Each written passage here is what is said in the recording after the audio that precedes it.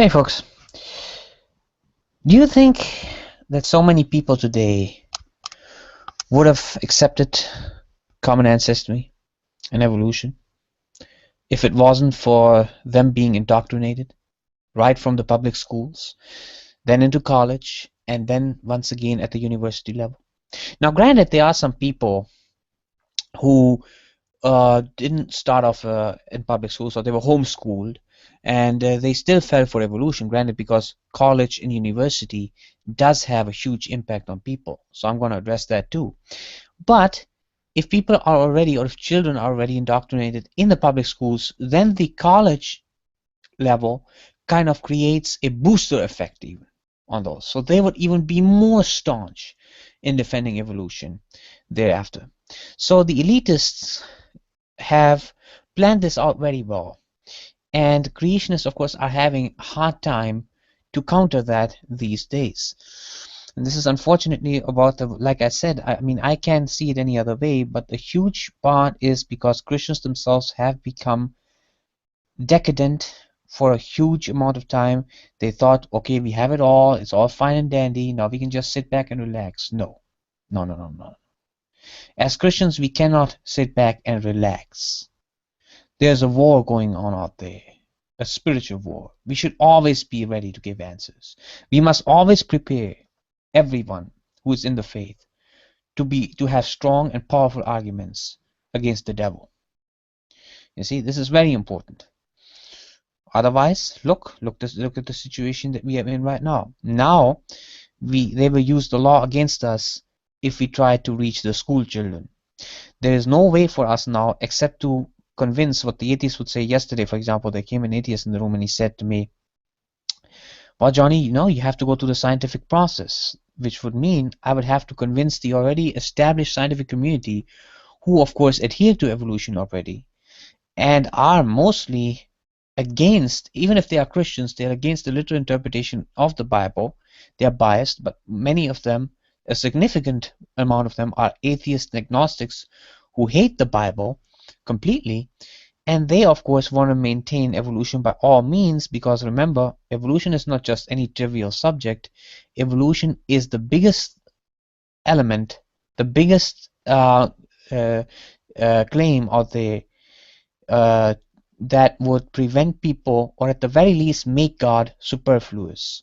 So it's very, very problematic that a theistic evolutionist would argue for evolution, because don't the theistic evolutionists out there, don't they understand that at the very least evolution makes God superfluous? I mean, what do you think the purpose of evolution is? The purpose of evolution is to explain how complex, and not just complex, but specified complex, intelligent, animated entities can arise without the input of a prior intelligence or any ultimate intelligence that has to use understanding in order for these things to be brought about. That is evolution. That is what evolution is all about.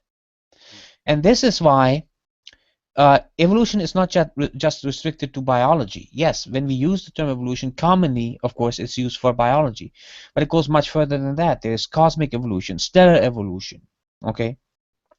And in all of these, we see the same concept. There's a randomness, random fluctuations, random bombardment, and then there is certain laws acting upon that, and as the thing bombards randomly, it adjusts to the law, and it forms something new, out of which eventually, we have these planets forming, we have the stars forming, and then on the planet again, we have, molecules, wobbling around here and there, and then certain things, they fit, and then they wobble around with that they have now chemically established a chemical bond with. Now they try to, that bond wobbles around some more, and so on until they have this small change. Then we get to the point of RNA according to them, and then eventually onto DNA, and so on and so forth. This is the whole claim. So all of this of course makes God at the very least superfluous. Okay, and that's the whole point of the atheist. That's the first step that they want to do. So theistic evolutionists, when they try to reconcile evolution with scripture, it's a very dangerous thing, because what they fail to realize, even if the theistic evolutionists were to maintain their faith now, the next generation, and you see the atheists, they are not that dumb. They understand that they can't just take the Bible away from Christians all at once. They want to do it step by step, bit by bit. So they'll first cast doubt, and they know that people, if evolution is true, people will start to question the Bible ever more. Obviously, now there will come a point when a person, because you have to be totally mentally, there has to be a complete mental dissonance for you to constantly maintain over generations, oh, the Old Testament was all allegorical. Genesis and all of that was allegorical. But the New Testament, where Christ died and rose again, that really happened. Now, how much cognitive dissonance does that require? I can tell you, an amazing amount of cognitive dissonance. And the atheists count on that. They count on that. Don't you get that? That one day this cognitive dissonance will break, and the new generation will then leave the Bible behind. That is their whole game. And I will never allow it. Only over my dead body. Go ahead, Brother Ryan.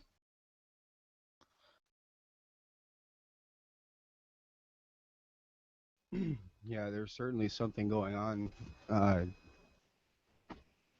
with this idea of just using children or getting to the children so that it's a long-term plan.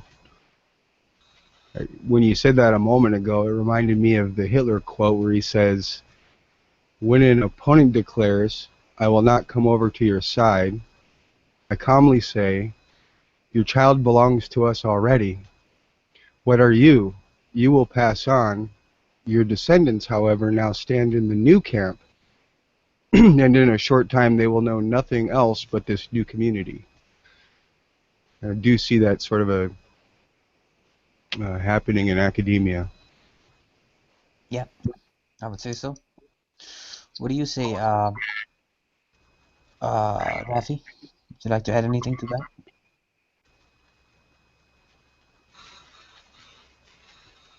Hmm. Okay. Brother Ryan Campbell, any thoughts? Hey Johnny, how are you? Fine, thank you. Yeah, I mean it's not rocket science. There is an absolute push to remove God, and that removal of God is going to come from many fronts. Um, it even comes from within God, the church, the believer. There are different aspects of this, but absolutely 100%. The education system is fraudulently designed to remove Genesis from the Bible, knowing that if you remove Genesis, you remove Adam and Eve. If you remove Adam and Eve, you remove original sin, and then you remove the sacrifice of Exactly. Christ. So it's an absolute tactic. It's a war tactic that has unfortunately for most been very effective. But if you are a strong Christian with strong faith in God and belief in Jesus Christ, that he died on that cross, it is ineffective. So it comes down to your faith in Christ. And those with it will withstand this attack. Those without will not. Yeah, absolutely, Brother Ryan. Brother Ben, any thoughts? Hi, brother. Hey, brother. Just joined the hangout. Still don't have any feedback. What's going on? Yeah, we are live already. We were talking about the education system a bit, how the education system is set up, designed deliberately to get people away from the God, from the true God, from the Bible, from the scriptures. Yeah, certainly, certainly. There's no doubt about that. Actually, I was watching a video by Phil Owens. It was talking about political correctness when it comes to evolution. When you say something about evolution, you have some serious problems. This Dr. James Tour, he had a problem because he signed an intelligent design petition, in order to teach intelligent design in school. So Okay. he started to have problems. We have actually, I'm going to bring the link for the video. Like right now, it's very short. Mm-hmm. Everybody need to see this because it's All very right. very important. We're having some serious problem because of that. Okay. Yeah. Yeah, for sure. Bring up that link, and you can screen share that. So yeah, I'm already, like I said, guys. I mean, this is the age that you're living in, and if Christians don't stand up and do something about it, okay, just being nicey-dicey, and not using authority language from time to time, especially with these people who are up there, and they have a grip on those people. Now, it's one way to talk to the common man, who we always need to be dealing gently with because he doesn't know any better. He's himself or she under the grips of those big atheistic or Satanist guys, okay, who pull the strings. But to those who do that, I think a different approach is in order, you see. So, Brother Ben, do you want to, can you screen share that, or do you want me to do that? How would you like me to do this? You can do that. You can do that, Brother Johnny. All right, let me open the link. Let me open that first. Okay, this is the link here. All right. I'm gonna play that in a moment here.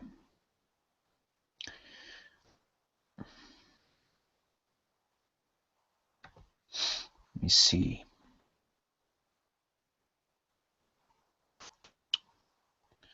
Screen share.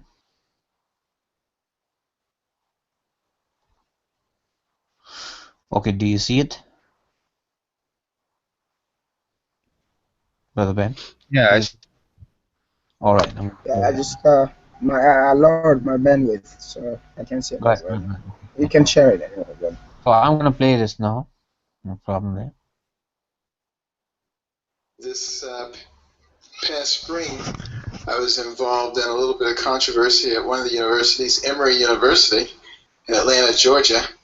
I was invited to be the commencement speaker. And some of the biology professors heard that I was coming, and they became quite agitated. They were very upset, started a petition. Did you know that this man believes in creation? How can someone who believes in creation give a commencement address at a university? They thought that was just ridiculous. Interestingly enough, as some of you might know, Emory University has its roots as a Methodist university. At any rate, they started a petition. 500 people signed a petition, and then a counter petition was started, and over 2,200 people signed that. There is a tendency sometimes for the politically correct crowd to reinterpret things according to their own philosophies. Political correctness and evolution is part of scientific political correctness. You're not supposed to believe in God. I remember one of the very interesting times I had is I was invited to be the keynote speaker for the National Society of Science Teachers. 15,000 science teachers at the Philadelphia Convention Center. And I decided to talk about evolution and creation. Well, you would be amazed at how many science teachers actually believe in creation. Many of them actually, I got so many letters and emails that said, it's what I believe too, but I'm just afraid to say it. And, the politically correct crowd in academia is extremely domineering and intolerant of anybody who believes anything different than they do. And if you're a young assistant professor at a major university and you're trying to be promoted and you indicate that you believe in creation, you're in big trouble. There's a very strong chance that you will not be promoted. And in fact, you may well be driven out of the university. Extraordinarily intolerant. All right, I'm here under the Tuscan sun with a group of people who aren't in the screen, because they're so afraid of reprisals if they talk about what they really think about certain controversies in the sciences. They all scrambled when I took the camera out. We do, however, have one brave person who's going to explain his unorthodox ideas, and I'll let him introduce himself. Paul Nelson. I am a fellow at the Discovery Institute in Seattle and also faculty at Biola University in Los Angeles. And we are here under the Tuscan sun at a beautiful villa discussing challenges to neo-Darwinian orthodoxy. And you could say it really is orthodoxy, because the fact is there were 4 people sitting to my right a moment ago who had to move out of camera range because their young careers would be threatened if they, unlike me, a known crazy person, were being recorded. Having said that, this is a wonderful meeting. Great ideas are being exchanged. Proposals for future research have been floated. And we're enjoying some very good food and wine. I can tell you, I think scientific orthodoxy would take quite a hit if people would pick up the nerve to come to an event like this. I don't know what else there is to Work say. up the nerve, yeah, it's hardship duty. But, Yeah. but seriously, if you could have seen how everyone scrambled to get out of the camera when I said we just want to talk about the interesting things that we were talking about yesterday, and people here are afraid that will be the end of their careers. It's a bad time in that respect. One of the downsides of scientific consensus, which I think in many cases is needed for scientific progress, you need to have people working on the same idea to have fruitful research. But one of the real downsides of having consensus is how dissenters are intimidated and how their careers are threatened.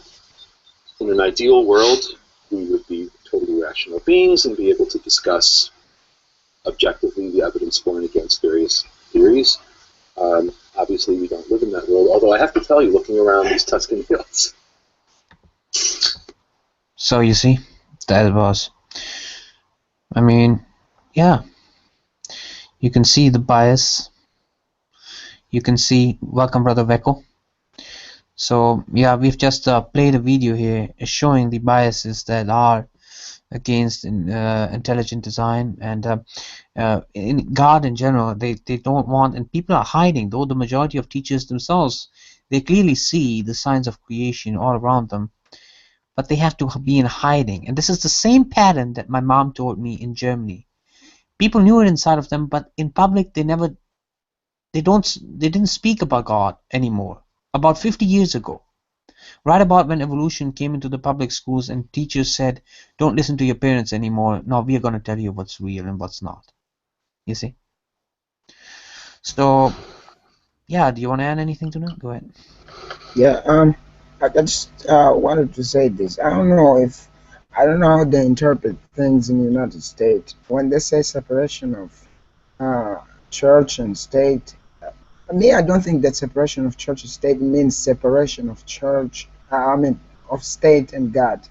Because me, I have an impression that the Americans, they're trying so hard to separate the state from God. And it's a very big problem. That's why, you see people being so, it's not that they have any problem with intelligent design. They have problem with intelligent design because we might, put God in there.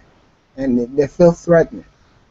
Last time, for example, when I said that the United States was being controlled, quote unquote, by atheists, people started to laugh at me, as if I was crazy or something like that. I mean, so what's the problem here? What's the problem with someone, proposing another way of viewing things? You have to shun them. You have to make them lose their jobs. I mean, I don't understand.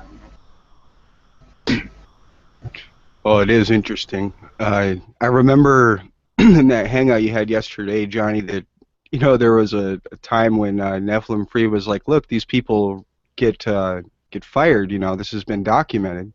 Yeah. And the other person was saying, no, that's not the case. I couldn't help but to think about the special pleading thing that usually happens. The reason why Neff wouldn't give that citation is because it's always special pleading. You'll give them a case and they'll say, oh, well, that's just one case. Yeah. Yeah. That sort of thing doesn't really actually happen. So then you give them another one. Well, it's just 2 cases.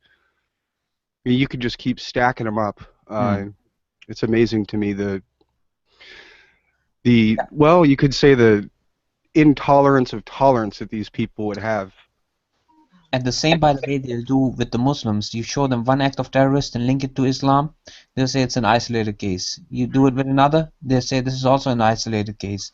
You do it again and again and again and again, again, again, again, and again, and they will say it's all isolated still. So they are thick. That's all. Well, you know, with that particular individual that Neff was talking to yesterday, that's nothing new. That's something that he quite often does in discussions with, you know, when it's secular versus, you know, atheist versus Christian talks. It's always the special pleading issue where he says that you know, there are no theistic scientists that does this. You know, it's a very, he has a very extremely biased view on things. So it's no surprise that he would say something like that. There are theistic scientists who do science, Vickle. That isn't what he says. What's that? You're strawmanning what J.D. King actually was saying. No, I heard him say. I heard exactly what he said, and that's the way he talks all the time. I mean, if you even just watch the discussion that he had with Nephilim Free yesterday, the majority of the things that he said in response to Nephilim Free's objections was he's reading off a script. He's Gish Gallagher. He, you know, it doesn't make sense. I'm not a biologist. You know, he didn't really give any real, you know, rebuttal to anything that Nephilim Free said. He just kept attacking and basically because Evan definitely will not accept anything. Again, we can give him all the things he has. But that's not the point. That's not the point. That's not the point. That's not the point. No, that's not the point. The point is, I've watched a great chunk of the discussion, and Nephilim kept giving them objection after objection and asked them certain questions, and J.D. Kane was not able to answer them. He just kept talking about how he was reading off of a script and how he needed to go to somebody like Fiona in order to get, and then he tried to get him to ask him questions in an area that he's more familiar with. But rather, see, that's the thing that I found funny, is that if you don't know a certain area in science, then why would you go around criticizing people, telling them that they don't know jack squat about evolution or science? But then when you're backed up into a corner in a certain area, then you want to try to tuck tail and run and say, well, I'm not a biologist. Maybe you should go to ask somebody else. Well, maybe you should just keep your mouth shut and not talk about science at all, or stop criticizing people if you're not able to back up all areas of science. Well, see, the thing. I mean, if we're gonna do that, I mean, let's recognize the fact that neither J.D. Kane nor Nephilim Free are scientists, and really, just disregard of talking about how life came to grow in complexity. We should regard science as being the best methodology to explain that sort of thing, you know, because this is a question regarding biology, and as far as the evidence goes, it does support evolution, but I mean, you know, honestly, you know, when people tend to focus on, you know, trying to like disprove it as if that'll prove creation, that really tends to miss the point when, you know, we're having these, let's say, philosophical discussions. Okay, but Vickle, his problem, well, here's one of many problems, is that, again, J.D. Kane is honest enough to admit he's not a biologist. However, he has read science books and enough science literature to be informed from a layman point of view. But the thing is that Nephilim Free hasn't got the background to talk about the stuff he's talking about. What he does. Wait.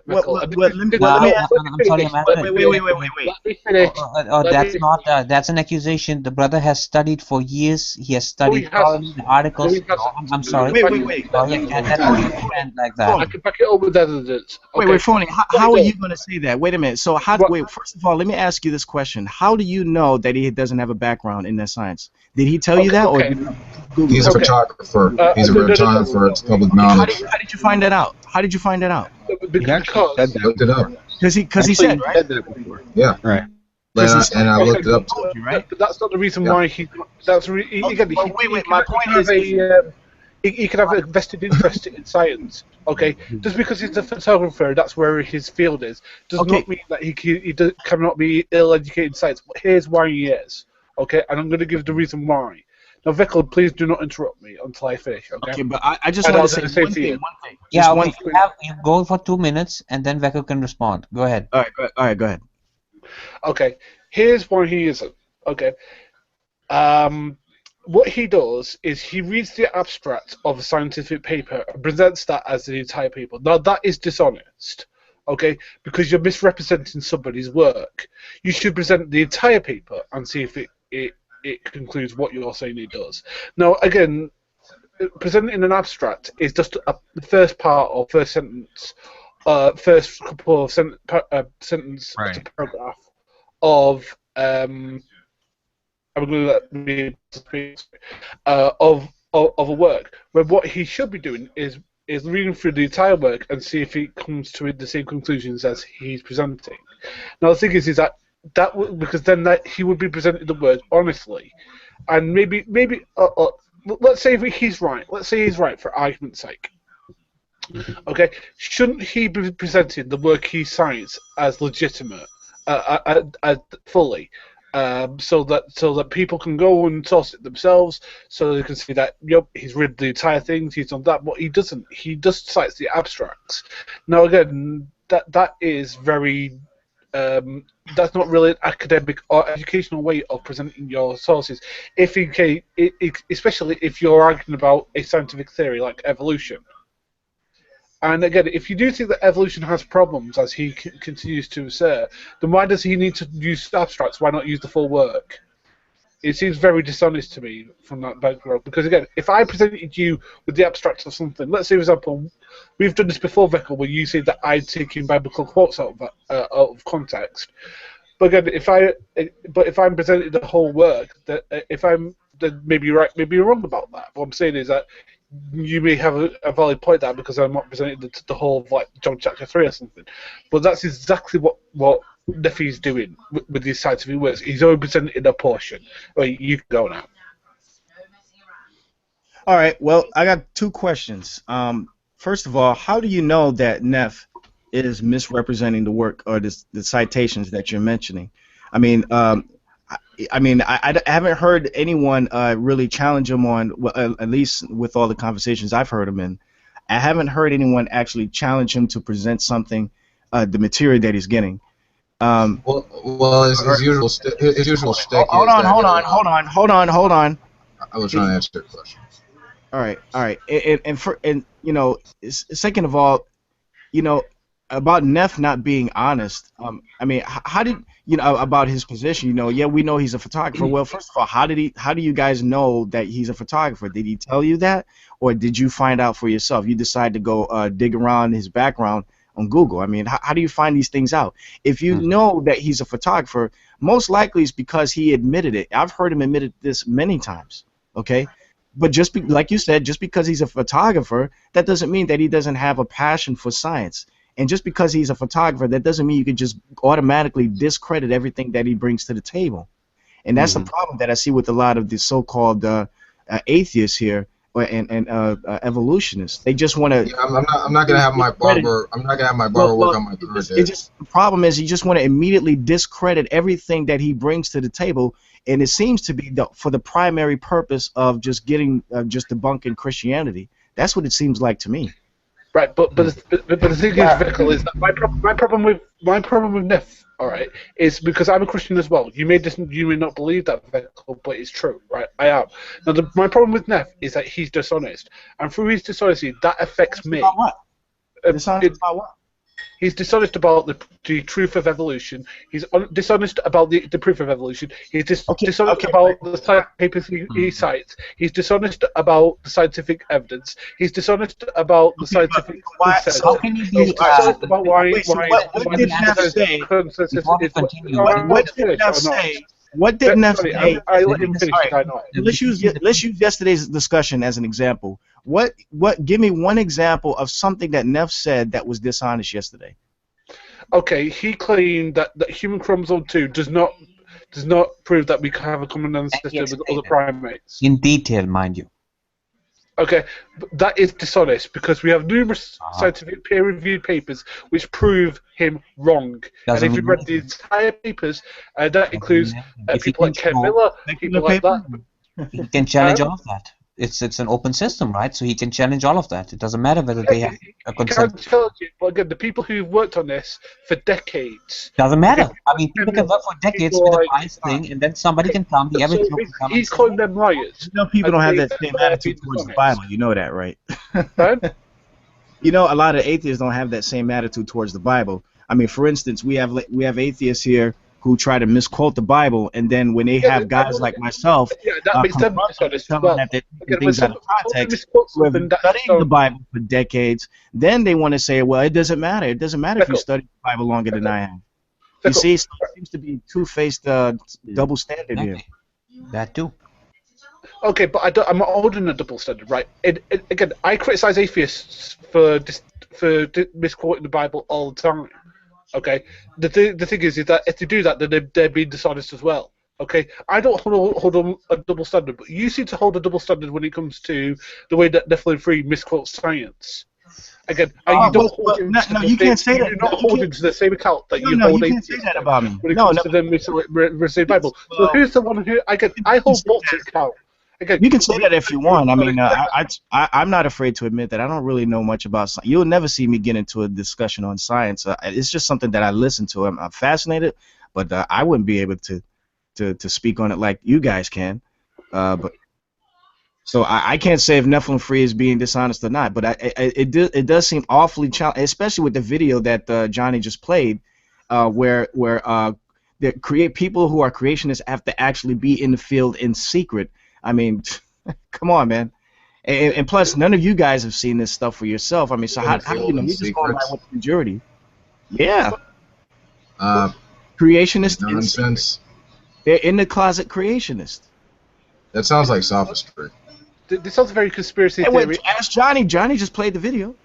This sounds very conspiracy theory. I mean, I've heard this line of rhetoric before. I mean, and it's still sophistry. I mean, how is it relevant to scientific research? Guys, we have to admit there's some... It shows suppression, and it shows bias, inherent bias in the scientific community. Well, how is documented bias with regard to what? People losing their tenure and being fired sophistry? How is that a sophistry at all? Okay, who's ever been fired? Could you repeat that one more time? How is a creationist professor or something being denied tenure or being fired from their position due to mentioning something about creation? How is that sophistry when those are documented facts?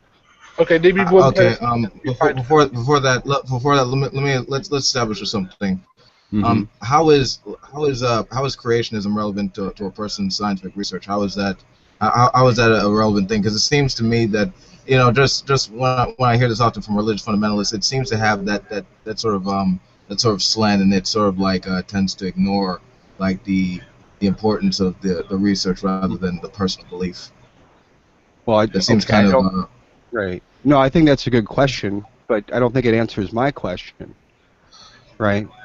I think that's actually central to actually getting to the main, you know, to the meat of this point, because, you know, every time it seems like every time, you know, this like the subject comes up, it's usually like getting into this conspiracy about like you know, apparently they're like science is against the creationism to the point that apparently, you know, it's being avoided for some reason, and it seems like and the main question is like how is that thing even relevant, and no religious fundamentalist can actually bring up that can actually answer that. No, it seems like it keeps bringing up a culture war. Give me a moment. I want to ask Phony a question, actually. I want to ask him, since he claims to be a Christian, I want to ask him the following. How is it possible even for a Christian, or somebody who claims to be a Christian from his perspective, to be dishonest in regards to a claim like common ancestry or evolution, which would make God superfluous? Because you do agree, don't you, Phony, that evolution at the very least makes God as a creator superfluous? No, it doesn't. It doesn't? Okay, explain No. how it doesn't make God superfluous. Because nobody who works in the evolutionary field makes that claim. Really? Okay, well, you should ask the atheist community maybe then. We haven't asked an atheist here. We can ask him. I said, will you just unmute for us? And you're part of the atheist community, won't you? Okay, let me ask us. As the atheist, would you say No, I am an atheist. I wouldn't identify as part of any community. But what's the question? I'm sorry. The question that I would ask, I'm going to ask him. The question is, as an atheist, would you say that since we now have established evolution, or since you say that evolution is now established, would you say that God is really, as a creator, unnecessary or superfluous? Yeah, God is impossible. So yeah. Okay, you'll even go one step further then. Okay, fine. Thank you for that. So there you have it for me. And this is not the only thing. Okay, but that's his opinion. He's not in the field now, is he? It's not a matter of an opinion, Funny. Stop. Look, Funny. Stop defending evolutionists and everything. It's not a matter. No. It's not a matter of an opinion. Everybody, every atheist, they pull evolution. Look, Funny. Every atheist pull evolution because they know that it renders God unnecessary. That's the real reason they defend evolution. Let me just finish. Everybody, every atheist push evolution to be the center of the discussion because they know that it renders God irrelevant to this world. Everybody. But that's not true. No, look. Your God didn't create us. Evolution, we evolved from monkeys, this and that, but they don't have any evidence to prove that. You know, the claim by evolutionists and the claim by creation is almost the same thing. You know, it's just the difference. One wants to push their belief as a scientific, verified theory. Apart from the other. That's the real reason. It's not people don't push evolution because it has any evidence in it. It's because it renders God irrelevant. That's the main issue. That's the main reason. That's terribly inaccurate, dude. Yeah, evolution. It's true, Wolf. It's true. It isn't. No. It is. At various levels, it's incorrect. One, it's not that evolution. I mean, sure. I mean, if you're talking about the biodiversity of life, yes, it provides a testable explanation for how that occurs, how genetic changes build over time, produce adaptations, yada yada. Let me finish. I was fair, and I let you finish. Okay, now with regard to understanding the biodiversity of life, that pretty much explains it. Now, does that mean that we can say, oh, that means there's no God? No, that we don't say that. It's just that's scientifically speaking, that just happens to explain the biodiversity of life. Okay. And see, this is actually the problem, and that actually leads to confusion. See, it's not that. See, here's the thing. Science is open to like self-correcting, method. If like new empirical data comes, it'll be updated. If something needs to be refined and changed for the sake of like learning more about the universe, fine. That's important. It doesn't contradict evolution. Let me finish. I'm almost done. Like seriously, just be fair for a second. Okay. Now, if that's it. Now, if that is the case, it'll happen, and you will learn more about the universe. I mean, that's the case. I mean, that's how science works. But if you think that it was produced by like some higher power, some entity like that's supernatural, whatever, then you have to come with your own empirical evidence to substantiate that. Don't focus on one subject as if that's gonna, as if disproving that's gonna substantiate your position. I mean, that's just not how it works. No, but the truth is this, Wolf. The truth is this. In every situation, people. What happens is this. We observe things in the natural world. We observe things happening right now. We observe speciation, for example. We observe different species of dogs. And then from there, the evolutionists want to conclude that we all have a common ancestor. We go back. They look things happening in the present, and they want to try to say that what you are seeing here in the present is what has been happening. I don't know, millions of years ago. This type of animal turned to this type of that's a belief. It's not a verified scientific observation, if I can say it like that. It's not something that you can prove empirically. right now. It's a Well, belief. We I, have to you accept know, that. just, well, That's I mean, I hate to, I hate to bring this up, but obviously biology doesn't support that statement you just said, because what we understand from life, it's a okay. self-replicating Then hierarchy of, give us. it does, Okay, give us. I'm trying to explain it. Life Sure. works as a self-replicating hierarchy of levels, and biology is basically trying to understand how each of these levels operate, and essentially no phenomenon can be fully expressed without all of them working in unison, stuff like that, through simple regularities. And it it's sort of like life is sort of the things. Like it is interacting molecules, following laws of chemistry and term made of atoms that follow the laws of physics, and when that comes together, they combine, cells sort of combine to become organs arise as organ systems arise as part of organisms, Have you observed that, going Wolf? together. Have you observed that? That's hold on, let me finish. It's sort of those organisms arise as part of species, and the rest is a matter of natural selection, genetic variation, gene flow, and genetic drift that sort of allows these speciation events to occur, and that is what we see within the biosphere, because that produces it. So But that's we what you see. understand that. Where did you see that? Where did you see that? When did I see that? I Yeah. mean, When that's did you observe that? it happens all the time. I mean, that's how the biosphere comes about. I Where? mean, Where? that's Give sort of. empirical. Give an empirical evidence I of mean, that. I mean, like what the homologous structures, like within like homologous structures, in we have the same basic bone structure within various mammalian species, like vertebrate forelimbs or something like that, or maybe genetics, in which we have model organisms that we study, that have very similar, that Okay. have Right. there's very Wolf. similar genes Wolf. that have You see. functions, You see. and say similar traits in organisms and stuff like that. I mean, it's everywhere, man. Like Right, what? you see, Wolf, this is the real reason though. You observe this kind of stuff, you say, well, then we have this same, we have equal characteristics or whatever, and then therefore this happened millions of years ago. You don't observe millions of years ago. You observe the present. That's what you see right now. Just because you see the Yeah. same traces of characteristics within species or kinds of animals doesn't mean that this kind of animal evolved from that kind of animal. If you want to say that this kind of animal evolved from that kind of animal, you have to say that this is a belief, because it's not No. scientifically verified. It's not, I, Wolf. I just gave you evidence, and you ignored it. I mean, What what evidence? and What see evidence? the thing is, no, hold on, let me just correct something. See, here's the thing.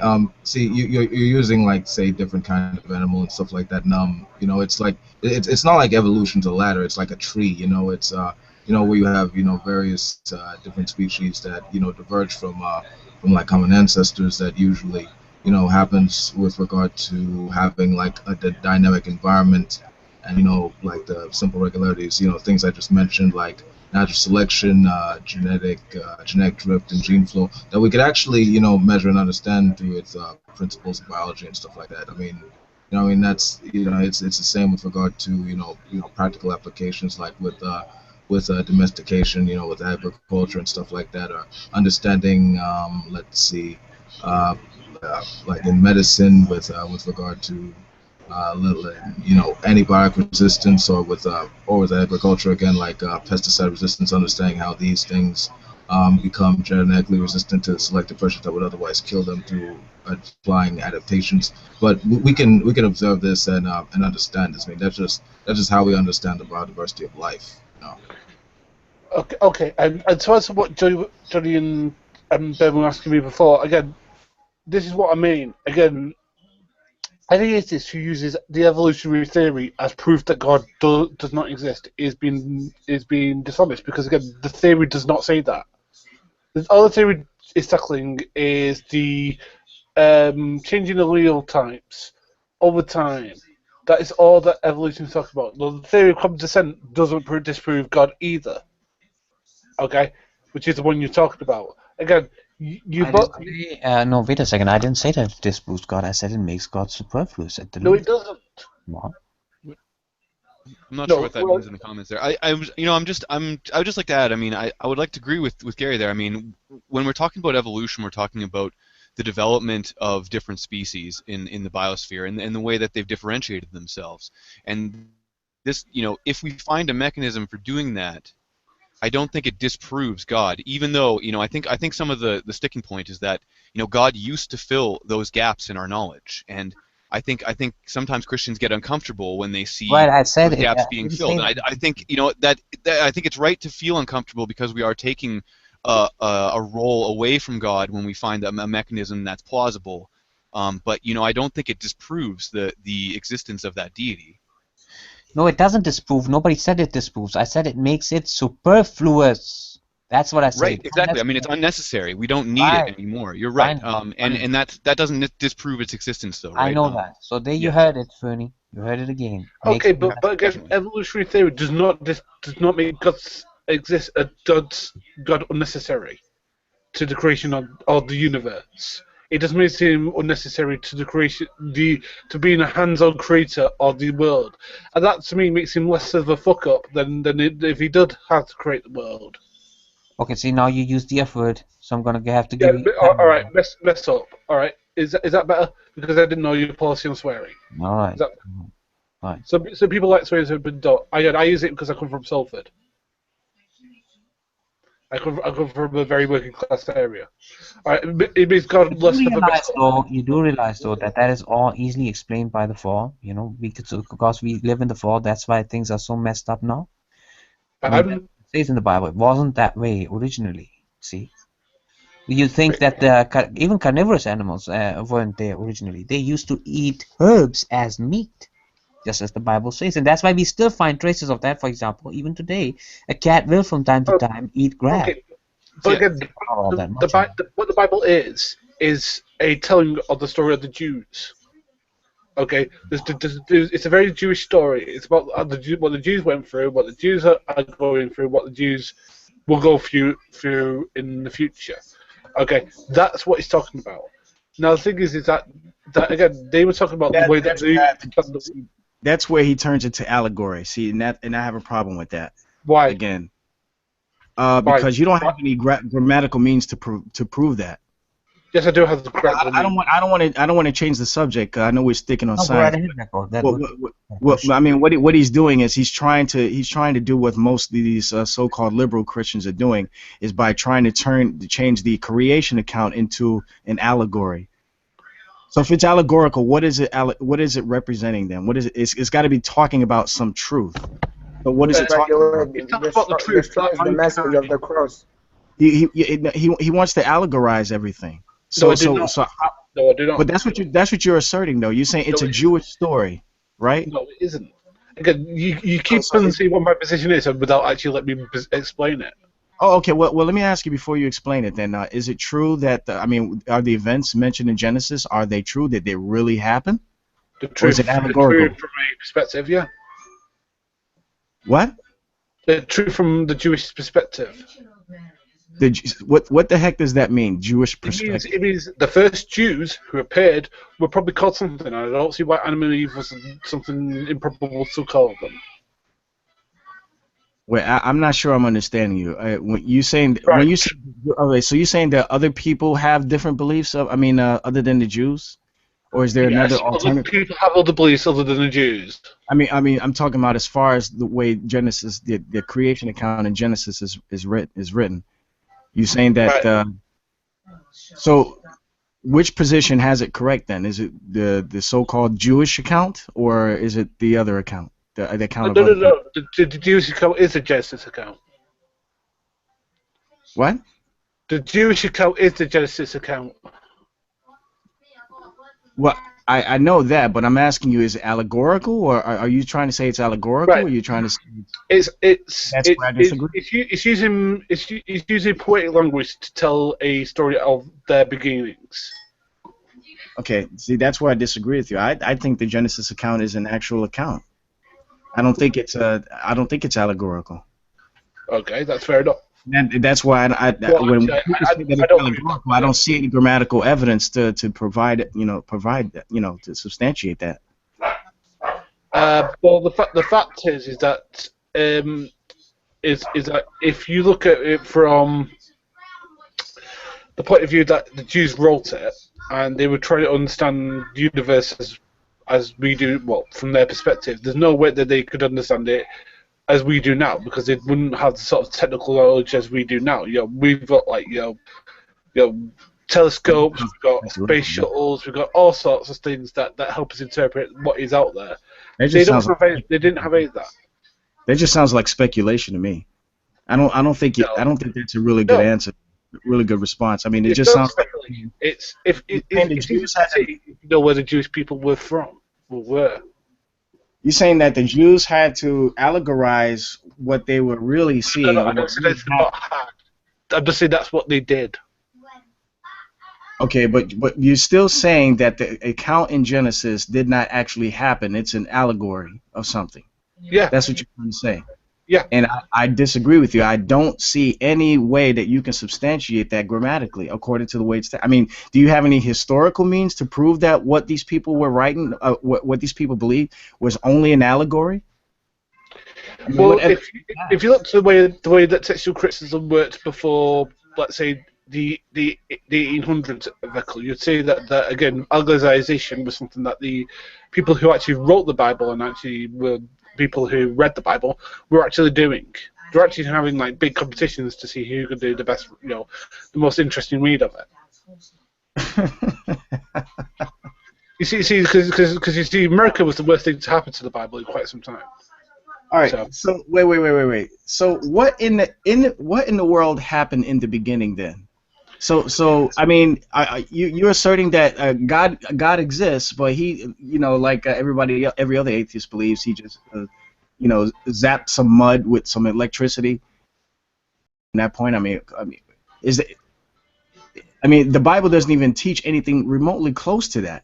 Okay, so again, you're going to accept that over the biblical account, and you're going to go directly to saying that the biblical account is an allegory, and you don't even have any grammatical means to or historical means to prove that. What do you mean historical means? Because again, because we do have the people who wrote it and the language they wrote it in, which is Hebrew, and what the stuff they're talking about means in their language. Again, and most of the people who were Jewish will tell you. All right. Well, I don't think you're going to be able to get far enough in this. I mean, it sounds like you're just trying to repeat stuff that you heard from someone else. No. I come to my own conclusions, Beckel, because I like to read. That's the problem. I like to come to my own conclusions by reading. That's the problem. You can come in here into this hangout and try to tell people that the Bible doesn't say what it really says. This is what it really says. No. I never said that. That's a straw man. That's ultimately what you're doing here, though. By saying that the biblical account of Genesis is only an allegory. Right, but you've not said why it's not. Why does it have to be taken wood and literal? Okay, well, I would like for you to provide some proof that it's an allegory, that it's not an actual account. Well, the fact that it's written in stanzas for a start. That's not evidence, my friend. I need something else. See, you're arguing like an evolutionist now. You're just saying, it just happens. This stuff happens all the time. But no one's actually bore witness to evolution occurring. At least the ones that you're trying to defend, anyway. But I mean, let's look at the account of Adam and Eve, for instance. I mean, the Bible says that God used dirt, and then He formed the man, and then He breathed the breath of life into them, and he became a living soul. So you're saying that's allegorical of something of evolution? Is that what you're saying? Yes. Okay. Now, how do you prove that? Because man evolved from a common ancestor of the ape. The ape evolved from. You don't have any proof of. Where's the evidence of that, Kwani? Where's the evidence of that? There's no evidence of that. See, again, from the river, which is usually at the back of. So you don't believe the Bible, then? You don't believe that everything. No, Funny, that's a belief system. It's a belief system. It's true. No, it's not a fact because you've never seen it. You've never seen a man go from ape to man. I mean, there are some people that look like apes today. I mean, there's some ugly mofos out there. I ain't gonna lie to you. But you have never seen it. Neither have Darwin seen it. Neither has Charles Lyell seen it. No one has seen anybody come from an ape man to a man, or an ape to a man. No one has seen it. But yet here you are calling yourself a Christian, and you're gonna assume that the biblical account is only allegorical. When you have evolution. What's talked about in the evolutionist circles and what's mentioned in the Bible are completely different things.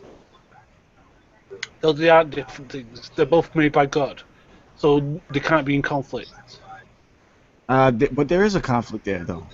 There isn't. Only idiots. Wait. God says that He. I don't believe that we believe in the same God. Wait, God said that He made man from the dust of the earth and then breathed life into him. Evolutionist says that man came from a monkey.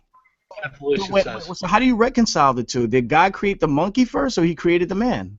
Right. Where in evolution does it say that we come from a monkey? You just said it a few seconds ago. No, that I never said that. I never said that. Vertical, you must be. Wait a minute. Wait. Vertical, you're the only one who comes from a monkey. About everybody here, you're the only one. So phony.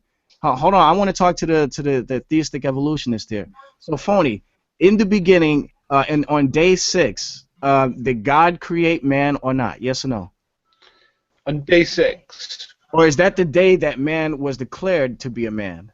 Is that what you're trying to say? He created the animals first. You know the Hebrew word for day is, or what it even means. Oh, come on! Don't look. I know the argument, and it's a really bad argument on a theistic evolution. Well, because I'm using the actual language it's spoken in. Hey, you want to? Okay, the word is yom. Okay, that's the Hebrew term for the word day. Okay, it does not mean.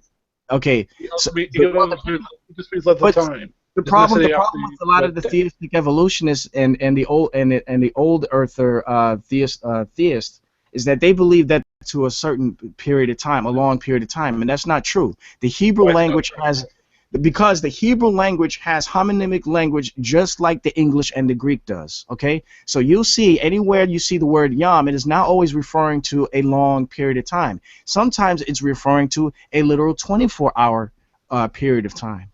And see, the problem is with guys like you who want to take this allegorical position with the Genesis account, you want to look at the word yom and assume that it's talking about a long period of time, millions of years and stuff like that. You don't have any grammatical evidence, way to substantiate that claim.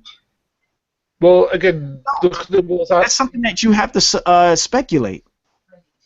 No, it's using the linguistics. Evidence that we have around us. Well, go ahead and get your Hebrew scholars, and I'll get mine, and we'll see who's right. Because I can guarantee you, even the way it's written in the English, it literally makes it out to be a 24-hour period. Okay, it doesn't say, And the phrase morning and evening is very important in that regard. Exactly. If that wasn't for that phrase, then he could make an argument. But that. Dang, how long is a morning, man? A morning is like 10,000 years, and before it gets night again. I mean, come on.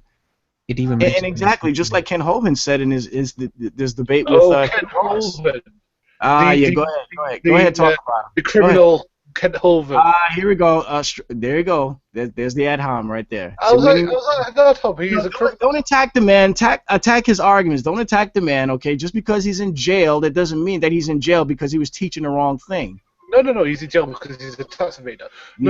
That's also. But I find that funny that atheists always want to bring that up. Whenever we talk about the name Kent Hovind, they always want to bring, jailbird Kent Hovind. That's awfully telling to me. That really is. Well, because it's a nightmare. It's a nightmare for evolutionists. It's a nightmare. They know that. We're having a discussion about science and what the Bible says, and then the moment I say Kent Hovind, oh, here it comes the jail part. Brother Becker, just let me say this because this is perfect to the topic at hand. When I used to be a theistic evolutionist, and even before that, before I became a Christian, I used to actually put Ken Hovind down and also use the same arguments and say, look, he's in prison because he deserves it. The Christians are the same, engaging in tax fraud and whatnot.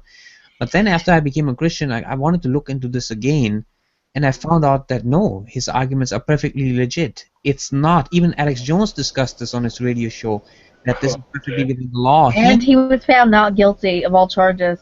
Yeah, and he couldn't can reach a verdict. He's in control. He's in jail for contempt of court. Okay. That's the only charge they have on him right now. I see. And the thing is, this doesn't seem to me like a coincidence now at all. This seems to be, and this is what I was saying earlier in the Hangouts, that as long as you're just a guy on the internet and you have like a couple thousand people even listening to you, the atheists, they won't play big. They won't try to, or the government won't try to put their eyes on them. But at the moment, you become influential. So it's not even, whether the arguments are powerful or not is not even interesting here. The influence that he had among the people, that people said, man, this guy, the scientists are lying to us, man. They were all clinging to Kent Hovind. This is what the established community didn't like. This is what the big guys up there don't like. See? So this is what I was saying, man. Exactly this is what happens. Whenever somebody gains influence, they use force to stop them. And I'm telling you, if this keeps up, you're asking for a civil war. Aren't they trying to give him, or maybe somebody mentioned it already, aren't they trying to actually give him more yeah, they're holding him right now on contempt of court, which they can keep him in there forever. Yeah. Because that's the only charge they have now is contempt. Because he's preaching creationism. And he's no, it's nothing to do with creationism, it's to do with the fact it's all taxes. Come on, man. You got Martha Stewart, who was who got in trouble for doing something with their taxes. And what happened to her? Not only did she stay in jail for a short period of time, but the jail cell that she went to looked like it was designed for her, by her. Okay, Wesley Snipes, he got jailed, I think, 3 years for doing the same thing. 3 years. Wait a minute. What he's in contempt of court for doing?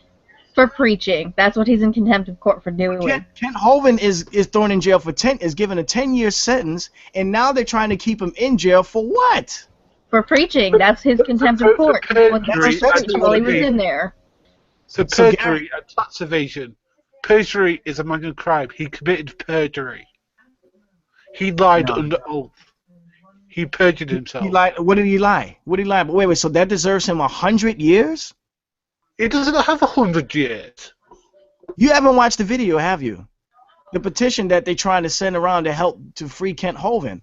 Okay, the whole video talks about the stuff that he's going through right now because they want to try to keep him in jail. Yeah, because the only charge they have is contempt, and he's in contempt because he preached while he was in jail.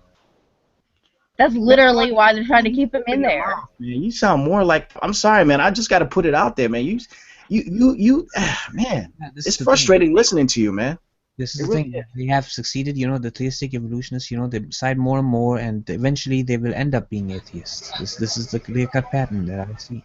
Luckily, Actually, I used to be an atheist, and I don't want to be an atheist again. Yeah, you still sound like one. Hopefully, you spit on the rest of their elements, that you still have the baggage. No, again, you're saying, Johnny, you just asserted that I would be an atheist. I was an atheist. I'm not now. Yeah, and hopefully, because I discovered in my later life that position was wrong. I haven't done the research on this thoroughly, but I've heard that back, I want to say, during the times of the Jesuits were actually appointed to go into the Protestant churches as infiltrators to bring in false doctrine.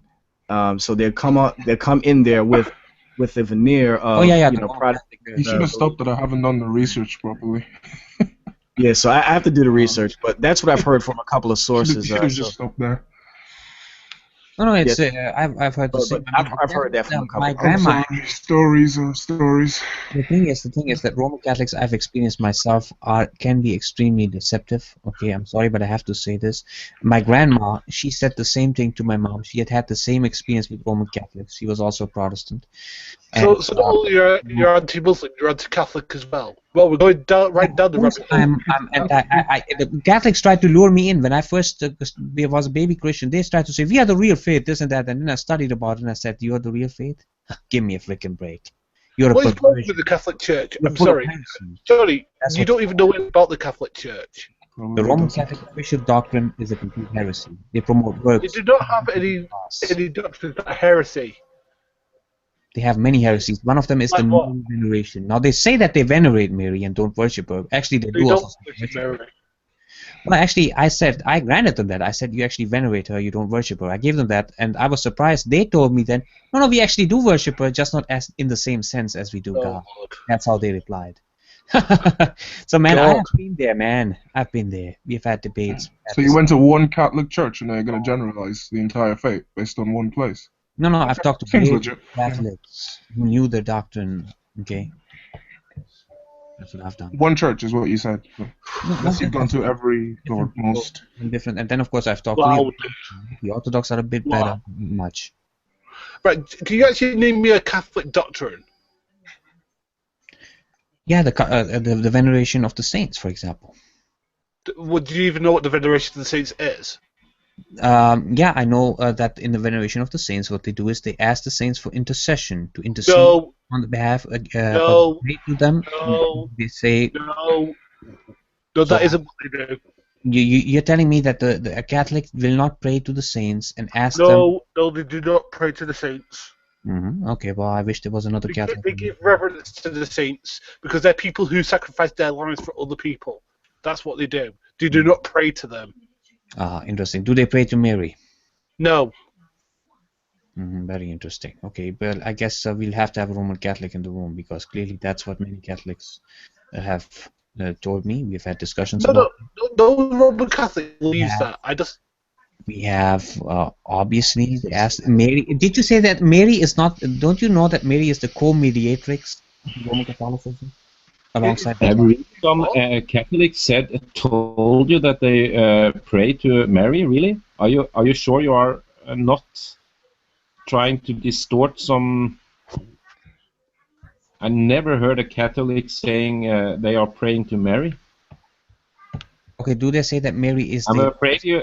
I hope you are not lying now. I just hope that. Okay, do they say? Do they ask? I hope you are not lying. I hope you are not lying. Let me ask you because I know that they. That's not a godly thing to do. Okay, I hope you are not lying, but perhaps you know some. They are very tricky with their terms. I understand that. Now let's. I hope you are not lying. Do they bow down before? I hope you are not lying. Do they bow down before statues of Mary? It's blasphemy. I mean, you can lie sometimes, but don't lie to prove God. They bow down. Please don't do that. Down before statues of Mary. They do not pray to statues of Mary. Do they bow down before statues of Mary? Yeah, they give reverence to. There's a difference. Okay, so they do. Oh wait, they give reverence to a statue? Why would you give reverence to a statue? Because she was the mother of God, of Jesus, for God's sake, man. That's not a reason. We don't do that. I mean, I use this stupid, really, Michael. I use this stupid. Phony, you're being very disingenuous right now. Okay. I think you're Roman Catholic. Anybody can go to the statue of Peter, and you can see that. Are you a Roman Catholic? Because that would explain a lot. Yeah, he's a universalist. He's an ecumenicalist. That's what he is. But I actually like the Catholic Church because it's very close to a lot of things that we Protestants actually believe in. Come on. Why do you think there was a Reformation? Because the Roman Catholic Church was full of heresies, man, and we had to they were killing us and hunting us down and putting us, on those things, burning us because they cleaned us heretics. Oh God!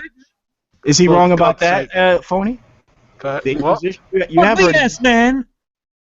You and have now heard the same gangsters are promoting evolution and trying to say, oh, look, now we are in associate with the atheists and the Muslims. And in fact, they are a trio.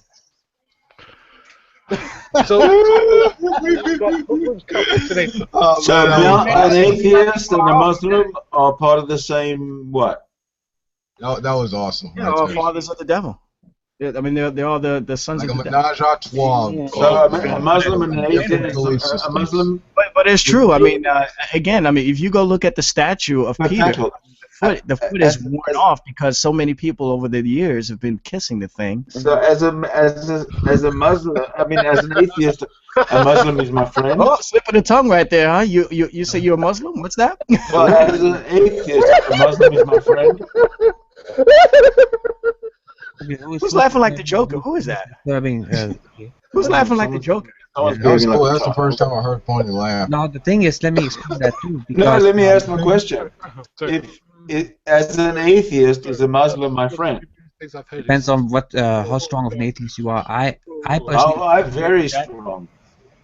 Well, I would say then probably you would use the Muslims or team up together with them to destroy Christianity. That's what I think. What? Where do you get this from? No, that is my observation. That's what I've quite seen. absurd. Most of the liberal Quite atheists who don't believe in God, what they do is, or they hate Christianity, they say, let us empower the Muslims, let us make them equal so that we can finally So you, go against Christianity. so you make this up. No, that's my observation. You need to seek some Good psychiatric help. understanding. Where do you observe this? Hatred. Where do you deserve? Where do you observe this? Do you think American atheists is By keeping talking up to with different people, ISIS? by seeing how Freaking like, I mean, what? Does that make sense? don't want to eat, who don't Because these conspiracy theory nutsiness are the worst kind. Yeah. See, some conspiracies are true. That's just No, a but fact. it isn't right. The American atheists, Okay. American atheists in general, do not like Muslims because for the same reasons that they for Islam, the same reason they don't really like Christianity. Only Bill Maher and because- Sam Harris, they have the guts. You know, they're one of the few atheists that actually actively speak out No, against. most atheists don't like Islam because of the way that some people act. I don't like Islam. I hate the ideas of Islam, the ideology of Islam. Yeah, Sharia law sucks. Okay. Yeah, seriously, That's too the many case, then. human rights violations. That's a positive. I mean- point. I can give you that. I'll say that openly. That's a positive point. Okay. In fact, I have. Okay, and here's the reason, Johnny, is that what you're seeing is bigoted bullshit. Okay, Uh-huh. and here's why. Because most Muslims are not violent people. I'm thinking of this is the last time I want to have you in these rooms because I'm beginning to think that you are kind of becoming a nuisance here. You see, theistic evolutionists. You're getting in the way of his conspiracy theory. Adam, Pugh, Fiona, and now you, all three, almost the same pattern, almost the same disgusting style. And I think you're responsible for why many Christians today, they have become weak in their faith. Do you not think it's because of people like you, Johnny? No, I don't. Really, I do. Because they'd rather see more reasonable faith than people have to deny reality. No, real Bible believers want to see if what the Word of God says is true, and what you're doing is exactly what Johnny I think is saying is true. I think teachings like that is just leading people astray, and it's diminishing their faith, and I think that's exactly Satan's plan. Now, I'm not saying that you're Satan. I'm just saying that a lot of the teachings that you follow, and you know, outside of the science arena here, I mean, even just listening to you in other discussions, Phony, that it seems like you have a very, very weak understanding of what the Bible says. Well, not weak, but you have a very allegoristic understanding. My academic background is. That just kind of leads people into believing that it's all just a fairy You know tale. what my academic background is? What's that? You know what my academic background is? No, I don't know what it is. No. I did English. I did English literature and thinking, but also one of the other things I did was biblical textual criticism at uni. Okay, so just because you have this background, so that means that everything that you purport about what the Bible says is true. No, correct? apparently. No. Okay. All right. Because I would love to. As a matter of fact, I would even get into a public debate with you on certain issues of the Bible, if you want to do that. But you think just because you have some sort of academic background in whatever it is that you say you have, I mean, is that supposed to change what the Bible says, or you don't think that there's any scholars out there that can refute everything that you bring? What it changes is when you say you just claimed that again that I didn't know what the Bible says, but I've studied the damn thing. So again, that sort of disproves that. It's what you get when you make assertions about people. Without No. I think your understanding of Scripture is I think only it contributes to one thing, and that's diminishing the faith of those that hold this book dear. Really. Yeah, I think so. When you allegorize, it's sort of like, you know, you've heard this analogy before. You throw a pebble in a river or in a pond, and it causes ripples, and then the ripples finally start to spread around the entire pond. And I think that's all it takes is a little bit of a deception here, where you teach the Bible is allegorical in certain areas, and then eventually from that point on, people start looking at it as a fairy tale, and they're like, oh well, maybe this didn't really happen. And then the next step is maybe there really isn't a God. No. No. Yeah, because, well, you don't see it now. Exactly, that's what I say. The reason people see it as a fairy tale is because people like you, Vickle, are teaching that it's woodenly literal. Now, the thing is that we know for a fact they couldn't have been we take some things. No, let me finish a bit, right? What they teach, right? There can't have been anything like a global flood. They just can't, okay? Sorry, it's just physically not possible. No. It's a big no. It's a big fat no, okay? It's just whatever you think about the global flood, no. Okay? Now, what explains it is a local flood. Now, if you look at other flood stories throughout history, they all have one thing in common, is that they're near a big body of water. So when the Bible near says, the Mediterranean. So when the Bible says that there was a flood, I mean, okay, well, never mind. You think it's all allegory anyway, so I already know your answer. You just don't believe what the Bible says. That's all. Want to correct something, because I think when you should be, at least be a little bit truthful. When Catholics, it's out of a topic now, but when Catholics pray, they don't pray to Mary, they pray to Jesus. Okay, so it's not right to say they pray to Mary. They don't pray to Mary, they pray to Jesus. Oh, actually, are you a Roman Catholic? Let's ask him that first. Are you Roman Catholic? No, I am evangelical, but I don't want to distort the truth because I want to make a point in a debate. I don't want to do that. I don't think it's right for Christians to do it. No, I know at least a handful of ex-Catholics that would tell you, yes, they were praying to Mary when they were Catholics. They are praying. They are using Mary. They are using the image of Mary and the person of Mary to contemplate, and they pray through Mary to Jesus. That's still anti-biblical. That's still anti-biblical. You do realize that, right? No, I don't realize that, because people have done that for 1,000 years, and I think. Then why are you an evangelical? You are. I think they were as Christian how as are you you are. an They evangelical? were not praying to Mary. That was the only thing I wanted to say. They prayed to Jesus. Okay. Let me ask you this then, Balthasar. Do they consider Mary a co-mediatrix? Yes, they do. No, I want to hear this from Paul. Sorry, I didn't hear. Do they consider her a co-mediatrix with Christ? Co-mediatrix. I don't know that definition, that word. Okay, well, I think you should look it up then. Yeah, I don't know the meaning, but at least they use holy church fathers, and they use Mary to contemplate on the truth of Jesus and God. Not only that, but they also teach what's called the what is that word? What is that term?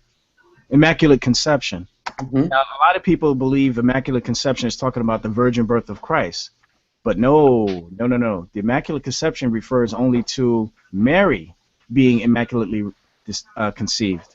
Mm-hmm. Oh no!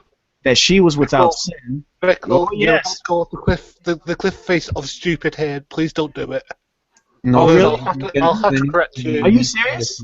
Are you serious? You can look this up. You can look this up right now. You can go to a Catholic forum. I challenge you. Go and ask them: was Mary sinless or not? Was she born without sin? Was she created? That's exactly what the Immaculate Conception means. You know that the Immaculate Conception involves the whole idea that Mary herself was pure after she had Jesus.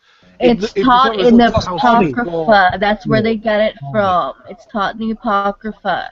That's where the Catholics get that from. Yeah, that's also true. God. Look at the side chat. Thank you for that. Look on the side chat. I mean, it was. It started. I mean, the early church, they believed in ransom atonement, and they didn't believe in original sin, a genetic sin. And after Saint Augustine was one of the first, I think he was the first to develop this concept of some concept of penal substitution was later developed, of course, by Anselm and so on. In that moment, it was very important that Mary was sinless, because all other humans were born with sin. but that is not the view of the Orthodox Church. And that was the Christians, the 300 years, 400 years for Augustine, and at least, of course, until 1000, but then it changed. I think that is the reason why. I don't know if I don't know this about Catholics, how they view, but I think that is the reason, at least, for this view, if it exists among Catholic.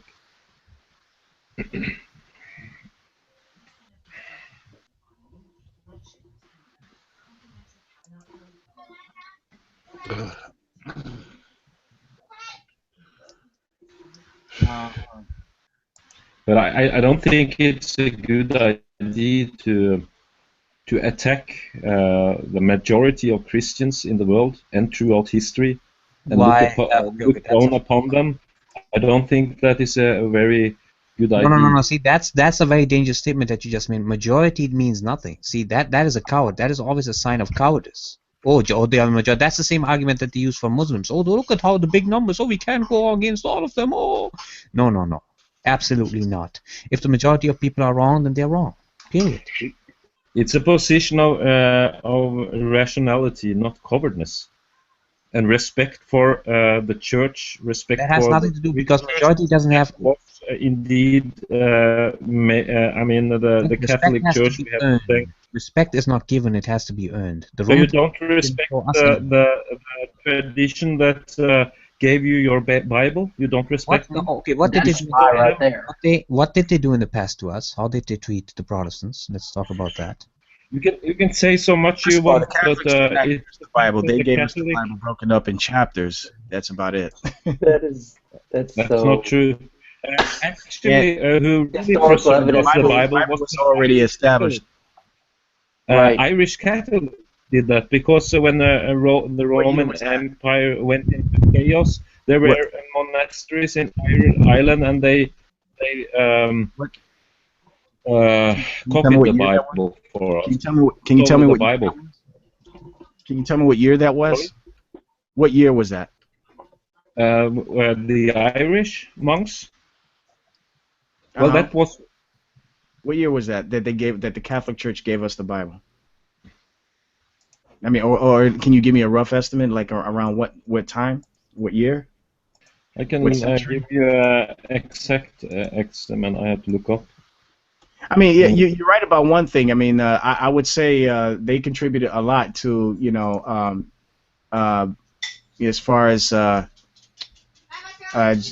translations and stuff like that, and even the breakups of the chapters and verses and stuff. But I mean, essentially, I don't know, and also we have to look at the definition of the term Catholic too, because we see some of the early church fathers referring to themselves as Catholic. But when we say Catholic, we're talking about the Roman Catholic Church developed in 380 AD by Constantine. Yeah, and then but it was first about 1000 that the Orthodox Church.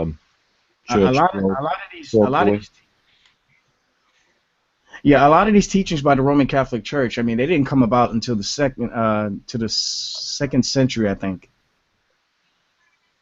I just think it's a very bad idea that we attack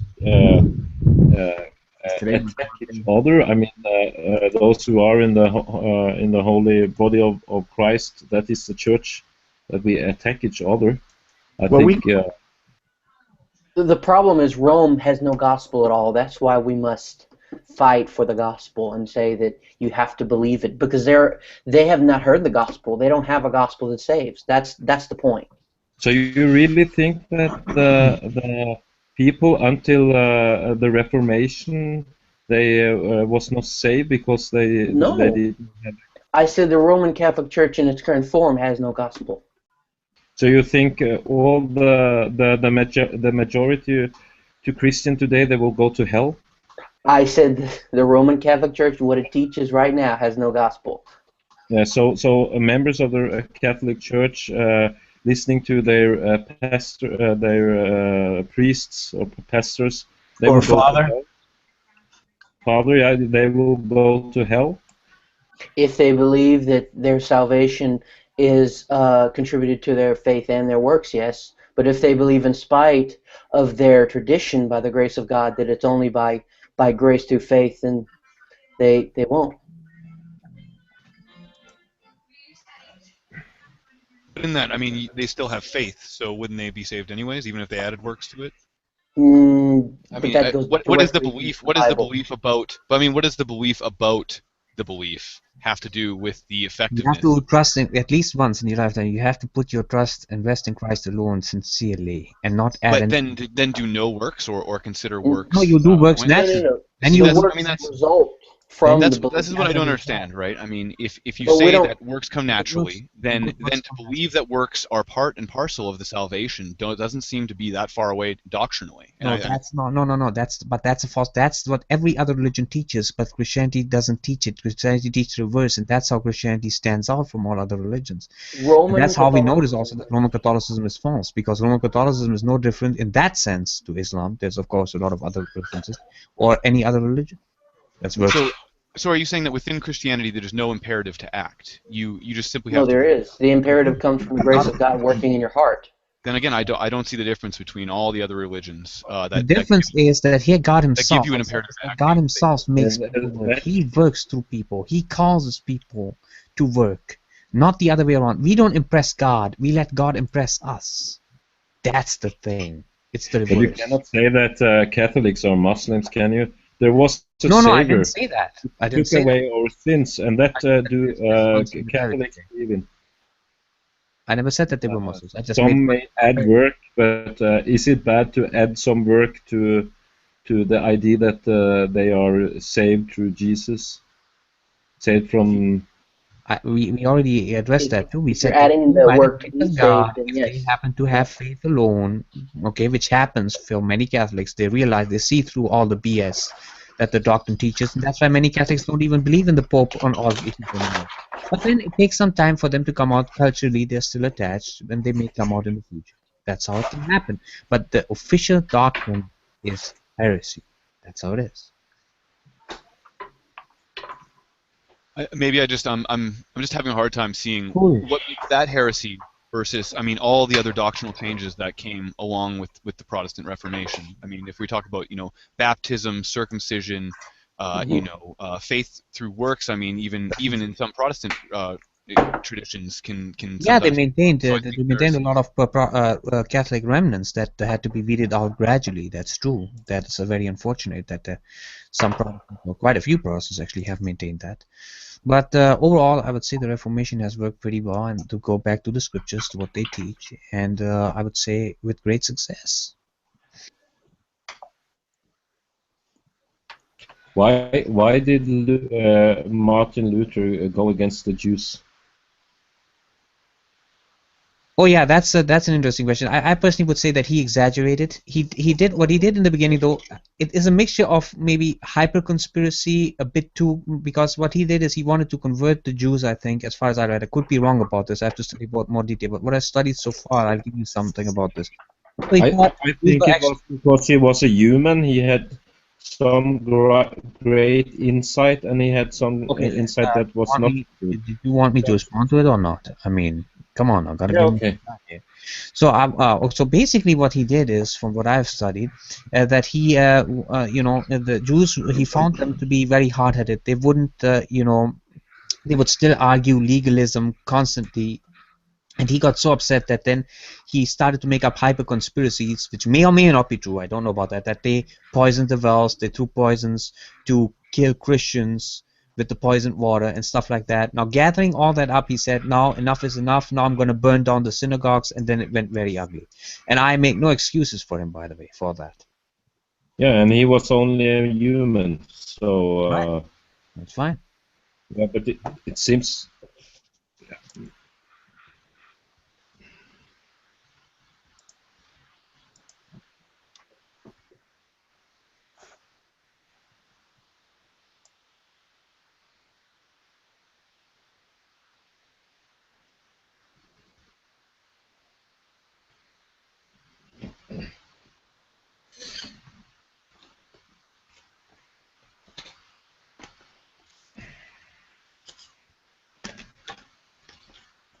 So Johnny, if I may, I think what caught me was the title of this hangout, and I think it's weird to think about for me about indoctrination when it comes to schools, especially since most education is really a process of indoctrination, and so I kind of agree that I think the answer to the question of the title is yes.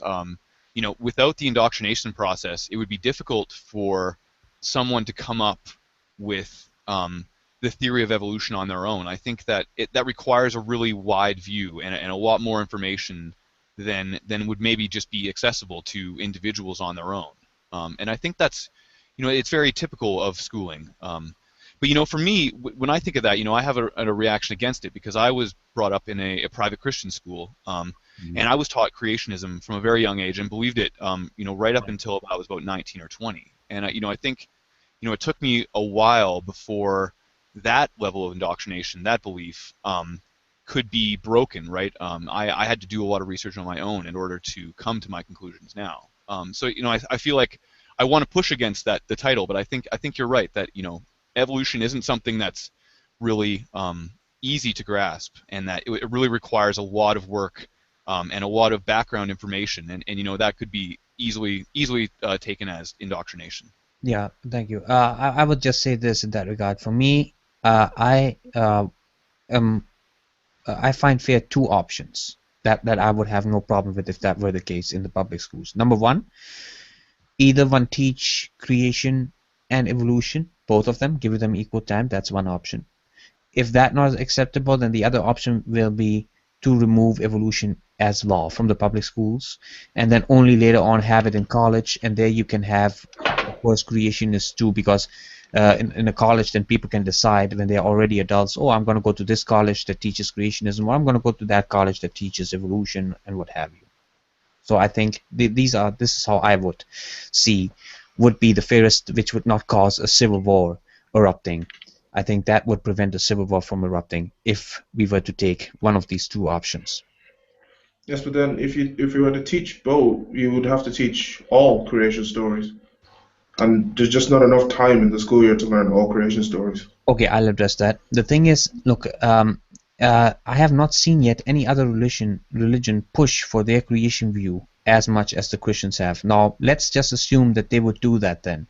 Well, then, yeah, then a case can be made. Then we can say, yeah, okay, let's teach the Hindu one too. Let's teach, and I don't have a problem with that, to be honest with you. I don't have a problem with that. You may have a problem with that, but I don't. Because I am confident that Christianity will stand out above all, and that will even make them more stronger, I believe, in Christianity, because then they will spit on all other ideologies and never come back again from Christianity. You see how confident I am? So I would love that. No, but like it's fine if you want to teach like religion in school. Just don't teach it in science classes. No. What I'm saying is that's what we're pushing back against. No, you didn't get me then. I said let all of them be taught as science. Yes, but Christians we have to stop can't teach evolution not to science as science. No, but who makes the decision? If a Hindu insists that Scientists. Okay, who makes the decision? Okay, who makes the decision who the scientists are? Who decides who is a scientist? Scientists. Okay, other scientists. So who decides that those are scientists? Scientists. Okay, who decides then? Back on secular science. I don't freaking know that far back. Vindex, that's what you should be saying. You should be saying You just demonstrated a pyramid elitist scheme. That's what you just demonstrated. Pretty much, yeah. Yeah. So your point is? My point is we don't want that dictatorship. That's my point. The secular science has to be a dictatorship. We can't just let anybody. Now, who are you? No, who are you? Who are you? Why you? You're just a human being. Who are you? I don't get to decide what's taught in classes. Some big guy wants to dictate to people. Me? What the hell? I don't have that kind of power. Or the scientists that you claim. You see, people in a democracy, people make the decisions. There's no big guy who should make the decisions. So you'd be 100% happy with kids learning astrology, black magic. Yes. If they learn Christianity, No Christianity, just astrology. Black then I'd have a problem with it. Why? If the majority wanted to teach black magic, why would you have a problem with it? Because democracy requires. Or Satanism. Let's say there were more Satanists than Christians. Would you be fine with teaching Satanism in school? 100% fine. No, if it's only Satanism, I wouldn't be fine. I just argued that. Oh, so That's why. But you why no, does Christianity get a special pass? it didn't get a special pass. Did I say it get a special pass? Why You does didn't even listen to evolution You what I just just made a said. special plea. Did I just tell you not that I'm satisfied with two options? Actually, I'm being extraordinarily generous here. That either you remove all of it or you put in all of it, including Christianity. No special treatment for Christianity. I never asked for special treatment for Christianity. I have an impression. an impression that evolutionists, they push their theory like, let's put all of this aside and let's teach evolution. Why is it like that? No, I mean, I don't think that's the case at all. And I think, I think the problem here is a category error, right? I mean, I put in the side chat here that, when I went to school, they taught me the native Canadian people's creation story, and we learned it as a social cultural fact in social studies. And I think that's the proper place to put creation stories, right? People's idea of how creation started. Now, if any proof of those particular stories comes out, I think that is appropriate for science class, and I think we should be looking into that. But I think that until there is something that we can actually teach, facts that we could go to, I think it's really hard to put creation and evolution on similar scales when the evidence supporting each isn't quite the same. But the thing is, evidence also requires, people have to make a decision what is evidence and what is not. So clearly, the people would differ. And right, but I mean, the thing is, I would say that high school students aren't, they don't have the prerequisites or the skills to make that decision. We leave the curriculum up to people who have the knowledge, and I think, I think it's weird to talk about high school education. You do understand that we are back to elitism now, don't you? I'm very sensitive to that very thing. I heard the word elitism a lot when I was growing up, and I think, I wonder about that. I think people are, once you've spent a certain amount of time studying a subject, there is this comfortableness with it, and you can make claims about certain subjects, and I'm hesitant to dismiss those people's point of view simply because I categorize them as being elites. I think we should look at their arguments on their face value and see what kind of No, I have no problem with looking at their arguments. I have a problem with enforcing their arguments to be the standard. That's what I have a problem with. Well, but I think the standards are, we don't question the standard of evolution in the high school classroom or even when we're discussing curriculum. We question it in the universities and in the research situations, and that's where proper science actually gets done. And I think when we start talking about teaching theories and the various theories, I think we run the risk of having to teach every single theory, and I think that could be overwhelming for a science class. The thing is, with the origin, there's ways to go around that too. We could take the best from every and then summarize it and then not have all from all. I can understand that. Yeah, I think I think I'm in some ways I agree with you. I think people need to know these stories. I think these stories are important for us to understand, and I say it in a way because education really is our way of standing on the shoulders of giants, right? We're trying to bring the previous generation up to speed with current human knowledge, and we're trying to do that in an effective as way as possible, but also trying to do it not too quickly so that we don't overwhelm them or have to reteach them things that turn out that we don't know quite as much as we thought we did. So we try to give them, as much hard and fast evidence as we can, and I think it's difficult to start giving them all the hypotheses that we could possibly give them. One thing that we have to know is that always when we talk about the origins issues, there's always going to be a belief system. It's just some group will admit it and the other groups won't. Evolutionists, they will never believe that there's a belief system inside the evolutionary theory. We as creationists, we believe that there's a belief system and we accept, that there's a belief system within creation. We believe that God created the universe. Right, but you believe that on evolutionists, they will faith, never admit that. So you believe But that on faith, faith. evolution is also the same thing. Can't work by faith. What science are you talking about? What science are you talking? Are you talking about evolution? Are you talking about millions of years ago, like the chimpanzees turned into human beings? That's a faith system, man. You have to believe it. You have never seen that happening. Why don't you want to admit that it's a belief system? Why So is you like believe that? you have to see it to believe it, is what you're saying? Yeah, No, it's not no, what I'm trying to say. It's not what you, I'm trying to say. It's not what I'm trying to say. But you have to That's admit exactly that what there's a you're trying to belief say. system within evolution. You have to believe. You have to admit that there's a belief system within evolution. what Let's does this stop what does it pretending say? that What does it say? there's no belief What, system within where does it evolution. say you have to? Where does it say that it says chimpanzees turn into humans? That's stupid. Mm. They're around Well, whether today, you so want, obviously well, okay, they're okay, not. whatever, I'm just whatever. saying it's. Even How is it whatever? I mean, if you're gonna criticize something, you might as well be. You need to be accurate with it. Otherwise, you demonstrate that you're criticize. You have lack of okay, knowledge what of something that you seek to It's engage in. not. It's not. It's not. No, no, no, no, no. It's not the problem of lack of knowledge. It's nothing to do with that. Yeah, it is. Evolutionists or atheists all the time misquote the Bible. They throw straw mans, and then there's a problem with me trying to do something like What that. You believe that a fish became a fisherman, don't you're you? moving the goalpost. That has nothing to do Yeah. with what I just said. I'm saying where I asked you was where did you get that where did you get the understanding from? Because if that's your understanding, I can understand that you'd say it's a belief system because no one says that chimpanzees turn into humans. It's ridiculous. It means evolution says there's common relation between different species based on certain characteristics. Great. You need I to make agree sure with that you. you have a Well, good understanding about this before you go about Wolf, ranting, criticizing, and it's a belief system. It's a belief system. You gotta make sure you understand the Wolf. facts Listen, before you try to Wolf, criticize Wolf. something. I don't listen. Well, first of all, what I have to say is that I don't have any background in biology. I don't have any background in that. But the thing is this, man. Don't you Let's think you should accept get it. some before There's a criticizing? belief. Listen, let me Irrelevant. just finish. Let me just finish. We have even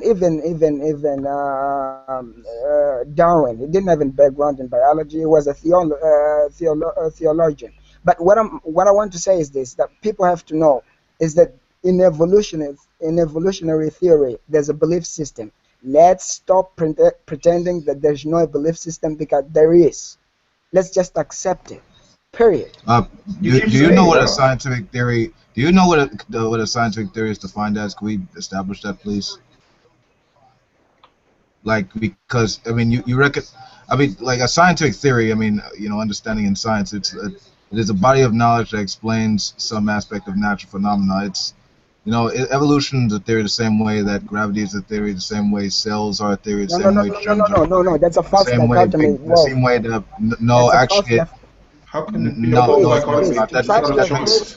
to try, That makes no sense what you just said. Wolf, That Wolf, to try to that makes equate the theory of evolution and the theory of gravity. That's a wrong thing to do, my brother.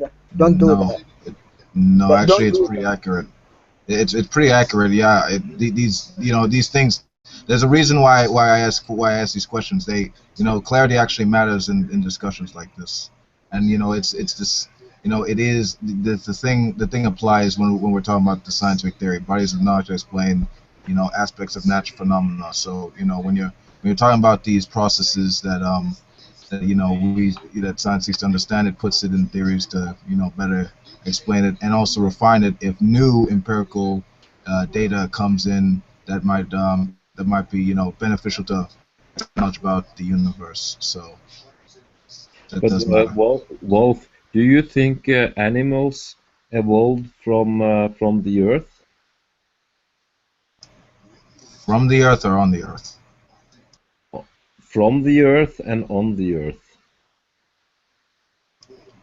Um, I feel like that might be a different question other than understanding the biodiversity of life. So I'm going to say no, because that sounds like a different process.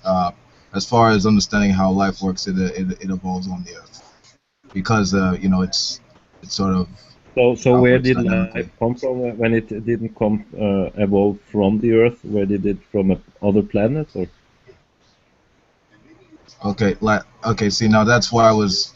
See, now I at least now you just confirmed it. That's a different process. What you're talking about than evolution. Say How biogenesis. the Bible the Bible don't say God created this animal, that animal, this plant, that animal. God, if you read the Genesis, he says, "Let the earth bring forth." That's as simple as you can get it. let the earth bring forth the animals and the plants and so on. So why if you read like other mythology, you know, and then you compare it to the Christian one, and you find this very simple thought, and why is it formulated, let the earth bring forth? You're asking, well, you know, from my perspective, you know, that's, you know, I mean, I honestly can't say like how they would view it. I mean, if people, you know, want to think that, you know, fine, it's, I mean, you know, it's sort of, it's sort of, you know, irrelevant with regard to understanding the biodiversity of life. But if a person wants to think it or even use evolutionary theory to better, like, you know, say, you know, because, you know, like we said earlier, there are some that say, you know, that's how, like some who believe that that's how God just put it into place. But, you know, that's really, I mean, that's fine for them if that's one works for them. But, you know, it's sort of, you know, from a scientific perspective, it's sort of relevant to understanding the biodiversity of life and how it Yeah, but I mean, evolves. Genesis is not a scientific book, and it will I mean, it will not describe in detail what happened, but there is the literary. If you take it literary, it is the earth brought forth life.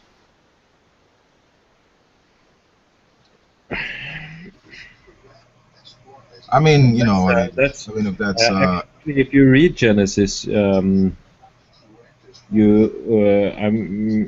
other brothers here, I guess they will be very opposed to it, but I don't see any contradiction with evolution.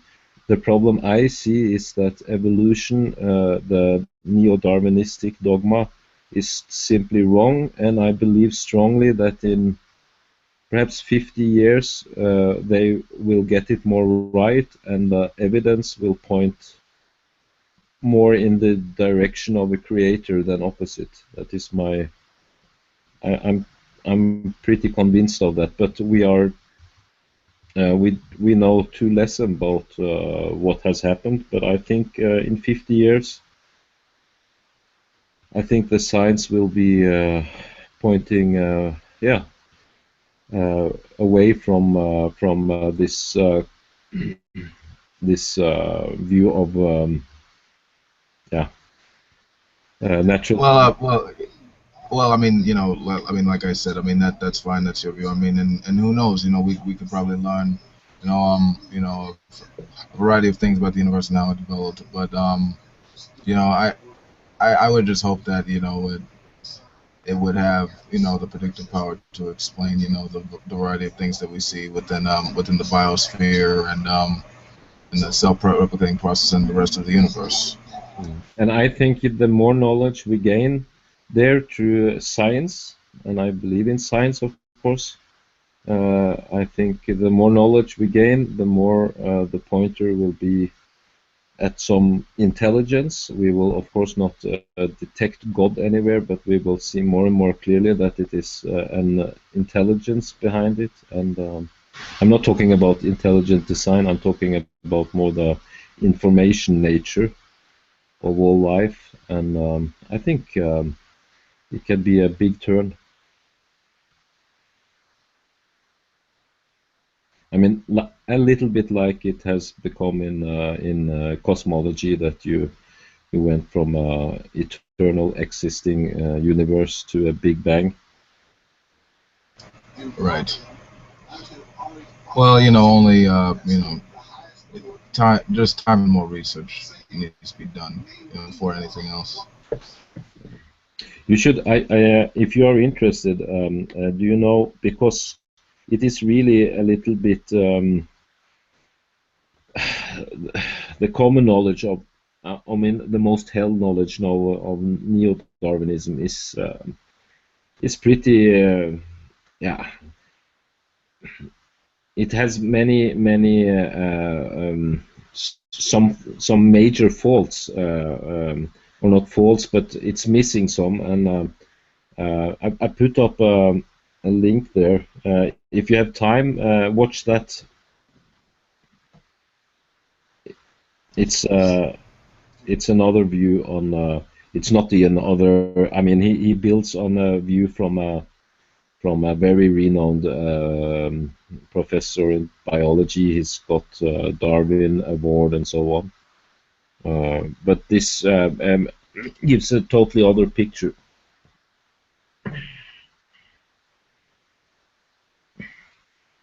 I'll be sure to bookmark this.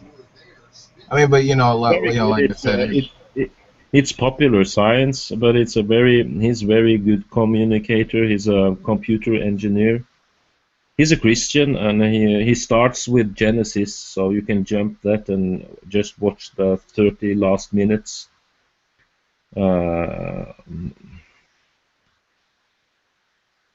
Because the emphasis today in popular science is always, or mostly also how many atheists conceive it, is natural selection through random mutation, and there are many biologists that takes this random out of the whole equation, and he's one of them.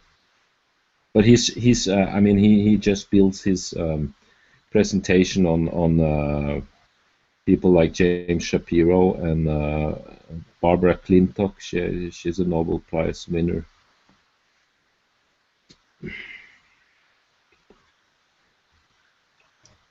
Right, sure. I'll be sure to look at this and.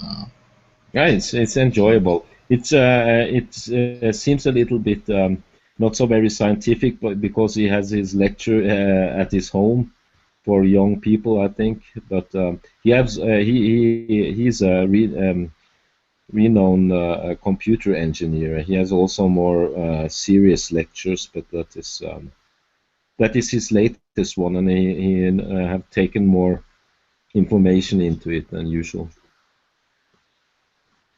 Hey, admin. How you doing, brother? Hey, can I ask a question? This is to both sides, to both the evolutionists and creationists. But first, let me just kind of, give this little scenario here, if you will. On occasion, people will hear me ask the question: if you had, let's say something as simple as a broken leg. Okay, you're playing in the park, you broke your leg and everything. You go to the hospital, and then you have two doctors there, and you have the choice. One is an evolutionist, one is a creationist, but both went to the same school, had the same amount of schooling, had the same teacher and everything, but one is an evolutionist, one is a creationist. Which one would you choose? Now, unfortunately, most of the evolutionists that I've asked this question to would say they would choose the evolutionist, as if the evolutionist has a better understanding of how to fix a broken leg than the creationist. But fortunately, there are some evolutionists out there who would say, no, it doesn't matter, because if all you're doing is just fixing a broken leg, you don't need to know evolution in order to be able to fix a broken leg. So with that said, I wanted to ask this question to both the creationists and the evolutionists here. Is there any real potential danger in teaching either one? So for the evolutionists, what dangers do you see coming out of creationism being taught? And for the creationists here, what do you see what kind of dangers do you see out of evolution being taught? Can I start for creationists? Yeah. Yeah. Well, first of all, when it comes to evolution, I see that there's a serious danger. We've seen that during the past, when they claimed that, for example, the bone tail or the tailbone was a vestige from evolution. That you could just rip it off, just remove it if you wanted. We've seen from the the DNA molecules, if I'm not mistaken, they believe that some of the DNA was junk, but recently they've discovered that it wasn't a junk. It served something important. I guess it's something that has to do with the heart system. So if evolutionists keep claiming that certain features within our bodies are just arrests of the evolutionary process, that creates a very big problem in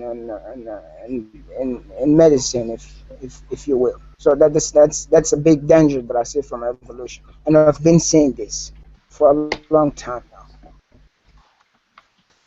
Can I answer as a? I don't like the term evolutionist. I don't know where this come from. I don't know that if there are evolutionists, but because it sounds like evolution is a religion, I don't view it like that. It's just. It's a religion because you cannot question. If you question, you lose your job. I've Oh, seen many times. they are questioning it all the time, and it start to scramble pretty much now. I mean, Craig Venture, he can watch that on YouTube. That it's the leader of the Genome Project. He just said, "I don't believe in Darwin's tree," and Dawkins made a very big face, of course. But But there are people. I Look, agree with you. there are people out there that they won't just remove. They I won't remove agree. them like that because they are very, very, very intelligent. You know, Yes, they I can just agree. remove them like that. Hey, But we've seen many Ben, people losing I their job. agree with.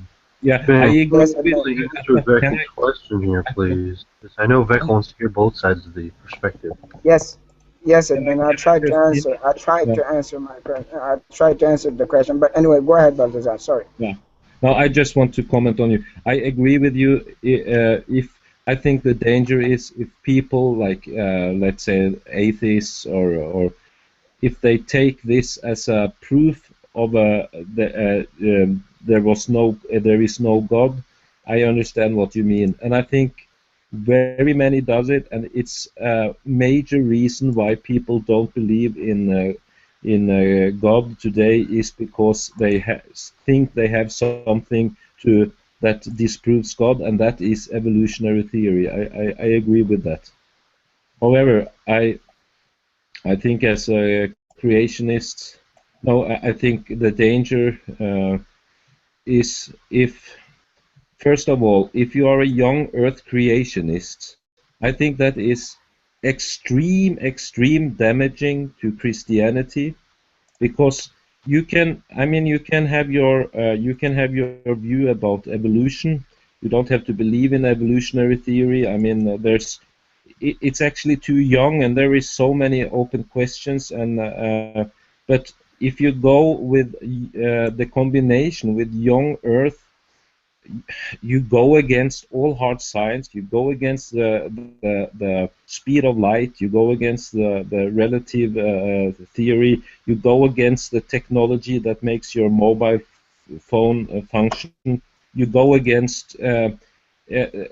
I think that is damaging, because if you teach your children this, the world was 6,000 years old, and then suddenly they get the fact, and the fact is it cannot be 6,000 years old, and then the Christians lose all credibility. It's they are like idiots, you know. And of course, God can be he can do everything. He can change speed of light if he wants that, but I don't think he wants to deceive us like this, you know. So to go with this young Earth creationist. Balthazar, I'm sorry, I can't let you go with it. Okay. What does millions of years has to do with the fabrication of computers, smartphones? Can you explain to us what does millions of years has to do with that? Yeah. Because we have the speed of light and it is constant and so on, and the general relativity theory, and we have to adjust the time how the time is adjust the time above our atmosphere from the satellites to Earth time and so on. This is all together, and we have satellites now. We can measure the distance to the stars, and we know how many million years they are, what the distance is. So we know the age of the light coming to us, you know. And or you can just go the measurements they do in the Arctic ice. They can measure every year they're laid down, and they have They have measured many historical things, like the Veso, what is called this volcanic eruption in Rome, and yeah, they have measured this at least until I think 80,000 or 100,000 years, and I don't think why do we have I'm sorry, you haven't explained. You haven't explained. Hard science just because we want Yaum to be one day instead of what it can also mean. It's like we shall just throw all hard science overboard so that we can fit it into that. It says one day instead of a period of time, and Yahom, can mean a period of time. It's in the Bible. So shall we? Well, Balthazar, you haven't explained the correlation between the fabrication of a smartphone, PC, with millions of years. I don't know. Can you explain what's the correlation between those two things, please? I'm not a physicist, so I cannot give you a very good explanation, but at least we have to believe. We have measured the distance to the stars. We can measure that by geometry, because we have satellites in space, and we know the distance. And if the light hits us here, we know how long time this took. It took like let's say 100 million of years, and we know everything. We know that general relativity operates with constant speed of light, and the time is also relative to that theory. So the time on Earth is not the same time as Sorry, Balthazar. I don't want to. Sorry, I No, don't but want to. Balthazar, the do you believe? time is adjusted. Sorry, the time is adjusted in the satellite, so to adjust the space, now the time difference, because time is relative. It's not the same here as where the satellites are.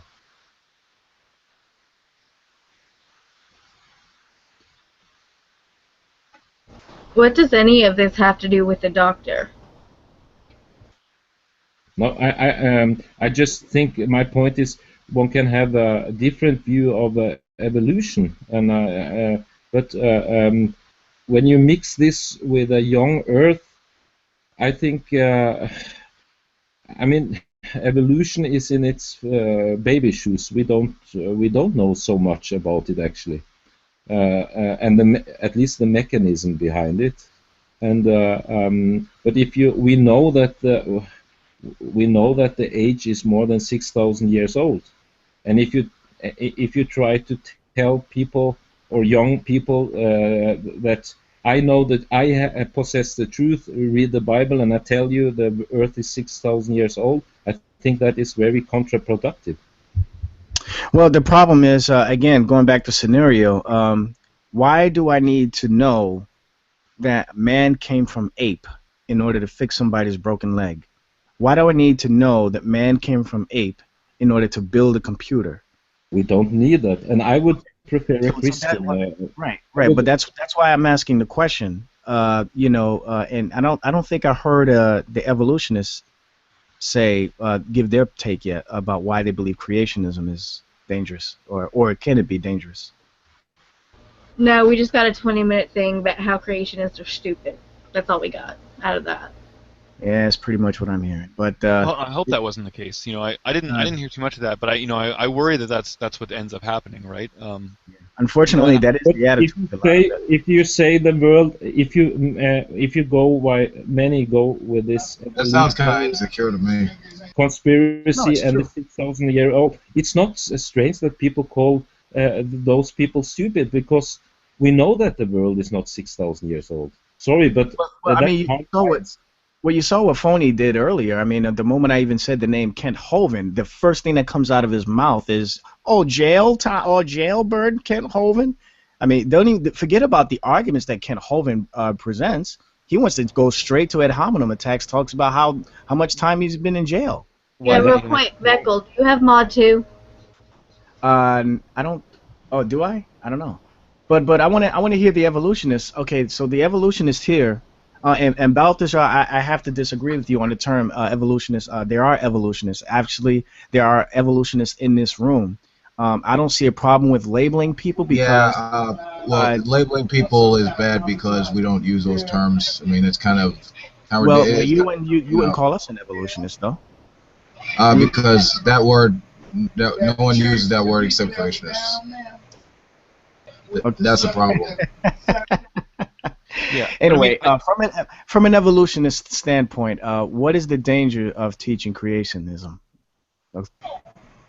It puts you behind. I mean, this is the thing that really bothers me is that what the harm is that we lose all that information that was so hard won by humanity coming up. All these scientists worked incredibly hard, dedicated their lives to trying to figure out these things, and to throw them away because they simply don't agree with the preconceived notion is quite dangerous. Now that is really the danger, right? And I think what kind of danger we're looking at though. Right. Well, I mean, let's take my particular experience where I got out of school. I was getting 90s and I was honor roll student all the way through high school. But because I was in a private Christian school that emphasized creationism over evolution, when I got to my first Biology 101 course, I was absolutely lost. A lot of the major things that you require for these courses were skipped over simply because they don't agree with the preconceived narrative of creationism, and I think that is definitely the danger. My first Biology 101 course that I flunked. Well, based off anybody else who's done that, Well, based off the preface that it offered, that doesn't seem to be any real danger. That seems to be something more academic than anything else. Sure, but why would I get 90s in high school and then flunk a biology course, right? I mean, it's not beyond me. I did really well in biology taught through private Christian school, and yet the information didn't come through, and that's really the thing, is that the basis that everybody else had around me wasn't there. I wasn't standing on the shoulders of giants. I was standing on the shoulders of midgets. So you're speaking academically, then you're not speaking anything intrinsically or on a physical level. That again sounds like to me like the big guys. I couldn't appeal to the big guys. That's exactly what I'm hearing. Which big guys are you talking so I'm asking you. So if you continue to stick with creationism, you're telling me that you could have done a worse job at fixing somebody's broken leg than an evolutionist, or what? No, I don't think so. I mean, practically, we don't have any sort of things like that with our everyday living. I mean, evolution is only useful when we're talking about, the development of the biosphere and the way that things come about, and the very mechanism by which we can describe these actions, especially population mechanics. So according to what I'm, okay. Yeah, go ahead, please. Yeah. So according to what I'm hearing from you and from a lot of the other evolutionists here, the only danger that you face, or that one faces, is academic. That's it. No, I mean, I think there's much worse things that come about from having a lot of improper information. Okay, like what? I mean, it makes you more gullible to other things. I think things that would be obviously a joke to others. I mean, you've probably heard Ozzy talk about the jackalope example, where things that were obvious to someone who's well versed in evolution aren't obvious to someone who's versed only in creationism, and it's because the mechanism by which animals come about follows certain rules, certain limitations, and we can see that as we start to study and delve deep. But if you are simply taking all creatures to be independently created, a weird creature that appears on your radar, you can easily be fooled by that. Okay, so again, it's only Veckel, can I say something? Yes. Veckel, can I say something? Oh yeah, please do. Yeah, but I mean, in my point of view here, evolutionists that are scared of creationists because creationists, they advocate less years than evolution. And evolution, when you remove the millions, billions of years, you take away their magic. That's why they're scared of creation. It's nothing else. It's just that. When you put creation to reduce the amount of years that they need for a fish to become a fisherman, That's the real problem. Whether they want to admit it or not, that's the truth. Well, it seems to me, again, John, that you keep bringing it right back to the point of academics. Do you not think that academics are important, Veckel? Because I mean, no, they are. I They're learned important. a lot. They're Yeah, I mean, important, but according to what I'm asking, as far as some real danger, and I'm not talking about you being, excommunicated out of the so-called scientific community. I'm talking about having That's what the you do. ability. I'm talking about having the ability to actually increase somebody's health, to build a computer, to fix somebody's broken leg, stuff like that. Sure. I mean, all that stuff comes But based about on what I'm as a hearing from result of you, post-secondary right? education, I would say. But I mean, based people's earning potential and their ability to do right. things is directly affected by post-secondary education. I think we can make So a correlation. based on what I'm hearing from you and from everyone else, that evolution, the doctrine of evolution, does not really play a major role in as far as these type of things, as far as understanding how the human body works and stuff like that. No, So I mean, I disagree. I think it's part and parcel to the full education package that we should be endeavoring to give our kids coming up. I mean, they need to be up to speed with current human knowledge, or we are moving backwards. We're regressing instead of progressing. No, I disagree with that, because evolution only talks about the origin of it. All technology and everything would be just as advanced. It's not origin. It's not origin. See, this is what we need. It's development. Yeah. See, this is why education is key to actually. Wait a minute. So you are telling me. Wait. So you are ultimately telling me that an evolutionist will have a better success rate at fixing a broken leg, things like a broken leg, than a creationist. Is that what you're telling me? Yes, I think so. I mean, someone who has a better general knowledge of now it's finally coming out. No, it's finally coming out. Yeah. Now it's finally. It's not about. But I'm not saying. So even though they went. So hold on a second. Not necessarily though, right? Everybody's different. You can't. Hold on. My scenario. My scenario was this: you have a creationist and an evolutionist. Both went to the same school, the same amount of years. They had the same teachers. They had the same education, but they still come out, one as an evolutionist and one as a creationist. And you're telling me that in spite of all of those similarities that they have with each other, that the evolutionist still is going to have a better idea of how to fix a broken leg than the creationist. That's what you're telling me. Well, I'm saying that you think. I'm saying that. Well, you said that. If you want to lay out the hypothesis, hold on, John. Hold on, because there's a problem here. See, you've made an error in that you said that evolutionary theory explains the origin of something, and it doesn't. It explains the biodiversity of life, not the origin. So I think that education would have to be key in terms of understanding how we explain this stuff. So that and creationism is irrelevant to understanding biology. So I mean, your friggin' thing is kind of. No, so you can't answer the question. That's why I did. And your question makes no sense. It's malformed by definition. It makes no sense, really? Come on, man. It doesn't make any sense. Why are you being disingenuous, Wolf? Come on. Because I mean, no. Logic is language, and you're not using. No. It's a very simple question. Does an evolutionist have a better success rate at fixing things like a broken leg than a creationist? Yes or no? Do I have to believe that a man came from an ape in order to be able to fix somebody's broken leg? No, but you have to. Okay, you have to have. Listen, stop. You need to have a good understanding of the human body with regard to realizing fixing the injuries that it implicates. You have to have a good understanding of the particular anatomy, which follows certain things. If you have a good understanding of, the biological term. Let me finish. Let me finish. I'm trying to, but you won't be wise and just listen. Yes. No. Okay. Go ahead. Well, just listen, and hopefully you learn something. You need to have a good understanding of human anatomy with regard to this, and while evolution only explains like multiple generations, that's really all you need to know with that regard. But creationism is really irrelevant to that, so that's what I've said. Okay, so in other words, the evolutionists would have a better success rate at fixing things like as simple as a broken leg than a creationist. I don't like this hypothetical at all, because I mean you've laid out these people as having. I'm keeping it simple for laymen like myself. I mean, Can I just get in there, guys? I mean, hold on. Please. What I'm trying to do is I'm trying to keep it whether or not- for layman for myself. Obviously, you guys came into this hangout to defend evolution. So whether or I'm just not an asking evolutionist, the relevance of either one.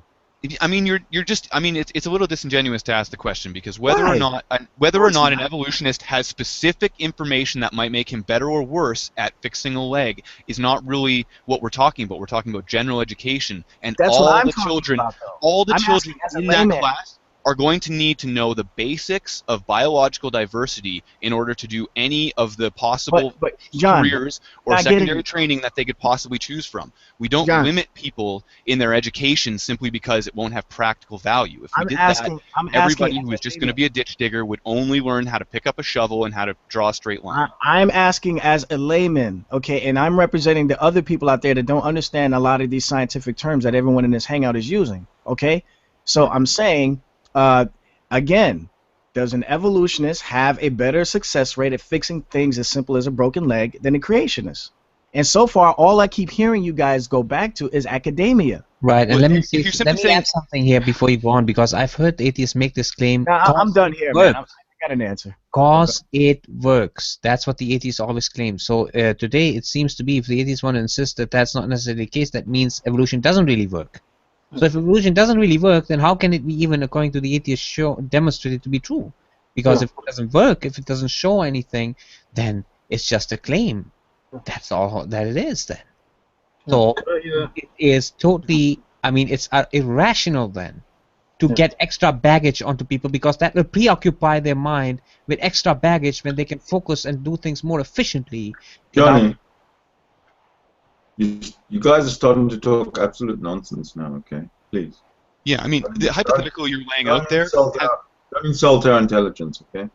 Right, I mean, the hypothetical you're playing there has individuals in it. You're trying to say, is one evolutionist more likely than one creationist? But we're trying to talk about a generalized population. Now, overall, someone who understands biodiversity is going to be better equipped to deal with the medical emergency. That is simply... we have it. Okay, let's take that. Okay, Becca, did you hear it now? Now, finally said. So overall, better equipped. He would be better equipped, and that means he would have a higher success rate in probably helping those people with respect to a creationist who didn't have all the information about evolution or didn't have the understanding of evolution. So it has nothing to do with. Let me ask a question. Let me ask a question. Why do I get accused of asking? It's a quick question. It's a quick question. Quick and easy question. How does creationism help you with a broken leg? How does creationism help you with a broken leg? I just said let Remy, and then you can go. Go ahead, Remy. You know, I'm just going to take it further and say, what about the success rate? It doesn't matter what you believe in, what you have been taught. If a surgeon picks up a scalpel and has 100 out of 100 or 99 out of 100, and at the end of the day he says, I am a deist, or I'm Islamic, or I'm a Christian. And the atheist can say, well, no, I've got 88%, and 88 out of 100, and 12 of them didn't, or may or may not have died, but they came away from the table a little worse. Well, no, it doesn't matter what you believe in the end. But Beckel did not take you, Wolf, to say that a creationist, period, is better than an atheist with an evolutionary idea. He didn't say that at all, and you spun that around on him, Wolf, saying that a creationist is better or worse. You spun that back on him. You could just hear the bias just oozing right out of his mouth whenever I ask him a question. That's really just gibberish, ultimately. No. See, and that's the other thing. See, because again, he doesn't want to answer the question the way. No, it's gibberish. He wants to accuse me of being disingenuous and speaking gibberish. No, it's gibberish. It's a real simple question. Just pretend I am a layman, okay? And I'm not afraid to admit that your question. Your hypothetical doesn't prove the point you're trying to prove, though. That's the thing. Is you're trying to claim there's proving the point with you guys that you guys are biased. But let me ask you. You guys are biased. I'm not biased. If I had a broken leg, who's more likely to heal you? What would you do if it's, I don't know. All things being equal, a Christian or an evolutionist? I'll pick the one who's best qualified. Okay, so if I had a choice, even if it was an evolutionist, I would say, sorry, bro. I know we go to the same church, who's better qualified. but you know what? Hold on a second. Let me You respond have to the your choice. I mean, no, Let you me don't respond you don't get to say neutral, whoever's best. I mean, in the Why not? hypothetical, you choose because you asked us to choose, Veckel. That's why. Because you chose one. You asked us Is which one everybody is hearing better this? prepared. Everybody That's the hearing only this? information you have. So Hold on. please Can choose. I? I'm going to respond. I'm going to respond. I am This is Veckel. how I am hearing that. This is how I would choose. I have a broken leg. Going to the hospital, a nurse comes in and says, we have two doctors. One is an evolution, one is a creationist. Okay. Which one are you going to choose? I'm going to say, well, which one is the best? Well, she's going to say the evolutionist. I says, all right, and then I'll turn to the creationist doctor and say, sorry, bro, I know we go to the same church and everything, but the evolutionist guy over here has more experience than you. So I'm definitely going to choose the evolutionist on that case. So you're going to pick Not, but not because, now but wait a minute, not because he teaches or believes in evolution, but because he has more experience than the creationist. And I would do the same thing vice versa. But So but see, the you don't but I have thought to they be were both creationist. equal. I thought they were both equal except for Okay, that. no, I'm giving They're no. both See, now you're trying to no, John, don't do that. Don't do No, that. that's what you did to us. I Don't mean, do that's that. what I said. I said the John, person who don't has do that. evolution That was my is more first. That was likely my to have studied scenario. My longer. first But that's scenario. not. John, don't do that. Okay, was well, my I mean, first if scenario. you're going to dismiss our Now we answer, can go Veckel, back to the old please don't think that you John, can get away with not answering. John. Now we're going back to the old scenario. Okay, you asked me to make a choice. Okay, and I'm saying that I would make a choice based on the experience, not on the belief. Okay, the experience. Okay, I don't care if he's a creationist. I don't care if he was my pastor and he was able to fix my leg. I'm going to choose the evolutionist because and only because he or she has more experience, not because of what they believe. But what you're telling me is that it makes more sense to choose the evolutionist, even though the creationist has more experience. That's what you're telling me from your perspective. Here's the problem with your question, Veckel. There's no problem with it, man. Actually, there is. Here's the thing. What the surgeons believe on a metaphysical basis has no indication on their expertise with regard to surgery if you have a broken leg or something or some other ailment. So that's why it really doesn't make any sense. Absolutely, that's correct. It matters about like the understanding of anatomy and about creationists can't have access of health. I'm saying that the belief is irrelevant. This is absolutely amazing to me. Wow. Yeah. I know. Learning stuff is amazing. Wow. See, absolutely amazing. Thank you. I get exactly what you're saying, Veckel, and I've thought about this before. Please don't clap like a trained seal. Please, if we're gonna go down this road, let's talk about this because please, Veckel, if we're gonna go down this road, let's talk about biases because I agree with you that there is this impulse for people to dismiss the other side as incompetent or somehow less intelligent than the other person, and I work very hard not to do that. But all things being equal, if both surgeons have the exact same amount of experience, the person who I look at who says, okay, I agree with how old science thinks the Earth is, and the other person who says, actually, I think there's something drastically wrong with science in order to get to a very young Earth, I think I would trust the person who trusts science to trust their instruments to look at me, and I think that's what we're talking about here. We're talking about, how would we address our own biases, and I think, I'm very realistic about that, and I think that when it comes to scientific claims, there has to be a level of methodology and a way to get to that justification. So John, Veckel, can I say something? I want to ask something. I understood now what he's saying, Veckel. I think he's saying if all other things are equal, meaning that you don't know which one has more experience than the other, and the only thing he knows this is an evolutionist and creationist, right? Then he would choose the evolutionist. Is that right? I almost have to. I think right. there's. And in that case, my bias there. Let me also respond to that. In that case, I would choose the creationist. Just letting you know. But yeah, exactly. And I think that's something really too. I mean, if that's how we're going to set up the hypothetical, I think it does say a lot about our biases, and I think that's an important hypothetical. But then to change it, later and say, oh well, this guy's got experience, I'm going to choose him. Well, that's totally changing the hypothetical. And I would choose the experienced creationist over the inexperienced evolutionist if it was my choice, right? And I think that in a lot of ways that's how I would go. Yeah, can I ask Veckel? Can I ask something? So my question is this to evolutionists: haven't the evolutionists always claimed that they were like leftovers from our bodies back then, and then we could remove them if we wanted to, and then people died over there. Do evolutionists assume that back then you would claim that there were leftovers in our bodies and we could remove and people died over there?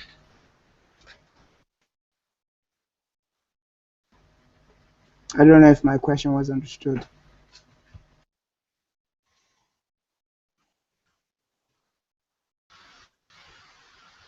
I would pray to Jesus and choose the evolutionist. Is anybody going to answer my question? Evolutionists, please. Can you answer that question? Or people that believe in evolution? I did not understand a word of the question. Nothing.